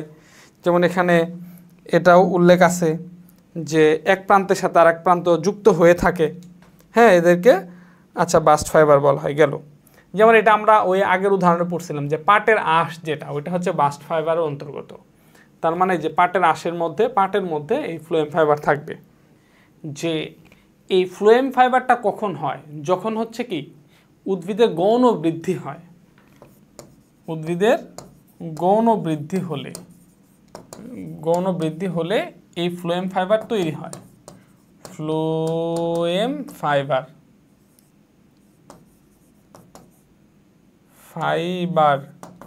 ফাইবার সৃষ্টি হয়। এখন এই যে গৌণ বৃদ্ধি হলে ফ্লোয়েম ফাইবার কিভাবে সৃষ্টি হয়, এটার ব্যাখ্যাটা কি? এটার ব্যাখ্যাটা হলো, যেমন জাস্ট আমরা কি বলছি, এটার অন্য নাম হচ্ছে বাস্ট ফাইবার। বাস্ট ফাইবার কি? পাট তন্তু, যেটা পাটের আঁশ যেটা। তো পাট গাছ যখন নতুন থাকে, পাটের কিন্তু শাখরাইন দেখায়, তখন কি কোনো আঁশ পাওয়া যায়? আঁশ কিন্তু পাওয়া যায় না। তাইলে প্রাথমিকভাবে যে গাছটা থাকে, তা আমরা কি বলছিলাম, প্রাথমিকভাবে যখন একটা গাছটা আস্তে আস্তে মোটা হয়, গাছ যখন মোটা হয় এটাকে গৌণ বৃদ্ধি বলা হয়। ওই যখনই গাছ আস্তে আস্তে মোটা হবে, গৌণ বৃদ্ধি হবে, এবং আস্তে আস্তে পাট কিন্তু বয়স হইলে তারপরে আঁশ হয়। পাট গাছ হওয়া মাত্র আঁশ হয় না, আঁশ হইতে সময় লাগে। গৌণ বৃদ্ধি হলে আস্তে আস্তে আঁশটা ফাইবারটা হয়। তার মানে এই যে গৌণ বৃদ্ধি যখন হবে তখনই এই ফাইবারটা উৎপন্ন হবে, এই ফ্লোয়েম ফাইবারটা তখনই উৎপন্ন হবে, ঠিক আছে। প্রাথমিক অবস্থায় উৎপন্ন হবে না, গৌণ বৃদ্ধির সময় এই ফ্লোয়েম ফাইবার উৎপন্ন হবে। এবং হচ্ছে এদের কোষের প্রাচীরে কূপ দেখা যায়। পাট গাছ ভালোভাবে খেয়াল করবা, পাট গাছ খুব ভালোভাবে খেয়াল করলে দেখবা এটা মানে একটু ছিদ্র মনে হয়। এদের কোষ প্রাচীরের মধ্যে কূপ লক্ষ্য করা যায়। আচ্ছা, তাহলে এদের কোষে কি দেখা যায়? এদের কোষ প্রাচীরে কূপ লক্ষ্য করা যায়। কোষ প্রাচীরে কূপ দেখা যায়। কোষ প্রাচীরে কূপ দেখা যায়। আচ্ছা, এখন আসবে হলো আমার কাজ, যে কাজ কি? তো ফ্লোয়েমের কাজ কি? পাতায় উৎপাদিত শর্করা এবং মূলে সঞ্চিত খাদ্য একই সাথে উপর নিচে পরিবাহিত করে। পাতায় উৎপাদিত শর্করা, তো আমরা কি বলছিলাম, প্রশ্নগুলা মানে কাজগুলা যেভাবে আছে সেভাবেই পড়ব। পাতায় উৎপাদিত শর্করা এবং হচ্ছে কি মূলে সঞ্চিত খাদ্য, মূলে সঞ্চিত খাদ্য কি করে? একই সাথে উপরে নিচে পরিবাহিত করে। একই সাথে উপরে নিচে পরিবাহিত করে, এটা একটু বুঝায় দেয়। তো পাতার মধ্যে শর্করা হয়, তাহলে শর্করার খাদ্য নিচে আসবে। মূলের মধ্যে যদি শর্করা সঞ্চিত থাকে, ওইটা তাহলে উপরে নিয়ে যাওয়া লাগবে সারা দেহে, তাহলে একই সাথে নিচেও আসলো আবার উপরেও গেল, এই যে পরিবহনটা হচ্ছে। তো এটা হচ্ছে ফ্লোয়েম ফাইবার। তাহলে ফ্লোয়েম ফাইবারটা কি? ফ্লোয়েমের মধ্যে অবস্থিত স্ক্লেরেনকাইমা জাতীয় কোষ, এদেরকে বাস্ট ফাইবার বলা হয়। এটা হলো পাটের তন্তু। যেহেতু এটা স্ক্লেরেনকাইমা, তো স্ক্লেরেনকাইমা হলে এগুলা লম্বা হবে, প্রোটোপ্লাজমহীন হবে, মৃত হবে, এবং হচ্ছে একটার সাথে একটা যুক্ত থাকে, এবং গৌণ বৃদ্ধি হয়। যেহেতু এটা তন্তু, পাটের আঁশ কিন্তু দেরিতে তৈরি হয়। যখন পাট গাছ যখন আস্তে আস্তে মোটা হয় তখন আঁশ তৈরি হয়। তো গৌণ বৃদ্ধি হলে এরা উৎপন্ন হবে, এর আগে হবে না। আর এদের কাজ কি? এবং এদের প্রাচীরে কূপ দেখা যায়। আর এদের পাতায় হচ্ছে উৎপাদিত যে শর্করাটা এবং মূলের মধ্যে সঞ্চিত শর্করা একই সাথে, তাহলে পাতা উৎপাদিত শর্করাটা নিচে আসবে আর মূলের শর্করা উপরে যাবে, তাহলে একই সাথে উপরে নিচে পরিবহন করে। এই হচ্ছে মোটামুটি ফ্লোয়েম ফাইবার। তাইলে আমরা আজকে কি কি পড়লাম সব বিষয়গুলো একটু আলোচনা করি হচ্ছে আমরা আজকের অধ্যায়টা আজকের ক্লাসটা ক্লোজ করে দিচ্ছি। তাহলে আমরা এখান থেকে পড়লাম স্থায়ী টিস্যুর মধ্যে সরল, জটিল এবং নিঃস্রাবীর মধ্যে জটিল টিস্যুটা, এটাকে পরিবহন টিস্যু বলা হয়। দুই ধরনের, জাইলেম এবং ফ্লোয়েম। জাইলেম নিচের যে তৈরিকৃত পানি এবং খনিজ লবণ উপরে উঠাবে মাটি থেকে নিয়ে, আর ফ্লোয়েম হচ্ছে পাতায় তৈরিকৃত খাদ্য সারা দেহে পৌঁছাবে। তো জাইলেমের মধ্যে 4 ধরনের কোষ আছে। তো জাইলেমের ভিতরে আমরা জানলাম প্রাথমিক জাইলেম, গৌণ জাইলেম, প্রোটোজাইলেম, মেটাজাইলেম, এগুলো জানলাম। এবং 4 ধরনের কোষ, ট্রাকিড, ভেসেল, জাইলেম প্যারেনকাইমা এবং জাইলেম ফাইবার। এবং আমরা ট্রাকিড এবং ভেসেলের বর্ণনা, পার্থক্য, সাদৃশ্য, বৈসাদৃশ্য পড়ার চেষ্টা করলাম। এরপরে হচ্ছে আমরা পড়লাম হচ্ছে জাইলেম প্যারেনকাইমা, তারপরে পড়লাম হচ্ছে আমরা জাইলেম ফাইবার, তারপরে আমরা পড়লাম হচ্ছে ফ্লোয়েম। ফ্লোয়েমের ভিতরে সিপ কোষ এবং সঙ্গী কোষের বর্ণনা পড়লাম, কীভাবে আনসার করব চিত্রসহ সেগুলোও পড়লাম। এরপরে আমরা হচ্ছে ফ্লোয়েম প্যারেনকাইমা পড়লাম, তারপরে হচ্ছে ফ্লোয়েম ফাইবার পড়লাম। তা আশা করি প্রত্যেকটা টপিক একেবারে ডিপলি পড়ানো হয়েছে, খুঁটিনাটি পড়ানো হয়েছে। আশা করি এর বিষয় থেকে এর ভিতর থেকে আর কোনো সমস্যা থাকবে না ইনশাআল্লাহ। আর পাশাপাশি হচ্ছে আমাদের কোর্সের একটু প্রচারণা তোমরা করো, তোমাদের ফ্রেন্ডসদের বইলো, যাতে হচ্ছে আমরা কিভাবে পড়তেছি একেবারে সবগুলা বিষয় কতটা তোমাদের ভালো লাগতেছে, এগুলো আমাদের যে ওই যে come back with Redwan method যে গ্রুপটা আছে সেখানে তোমরা একটু শেয়ার টেয়ার করবে, একটু পোস্ট দিও, আমাদের একটু ভালো লাগবে। তা আমাদের একটু স্টুডেন্ট বাড়ুক, তোমরা তোমাদের ফ্রেন্ডদের বলবা, একটু ফেসবুকে পোস্ট দিও, খারাপ কি, এতে আমাদের কাছে স্টুডেন্ট বাড়ুক, ভালোই তো, তাই না? তো তোমরাও যেমন উপকৃত হচ্ছে, আমরাও যেন ওরকম ফিনান্সিয়ালিভাবে একটু উপকৃত হই। তো ভালো থাকবে, সুস্থ থাকবে। আসসালামু আলাইকুম।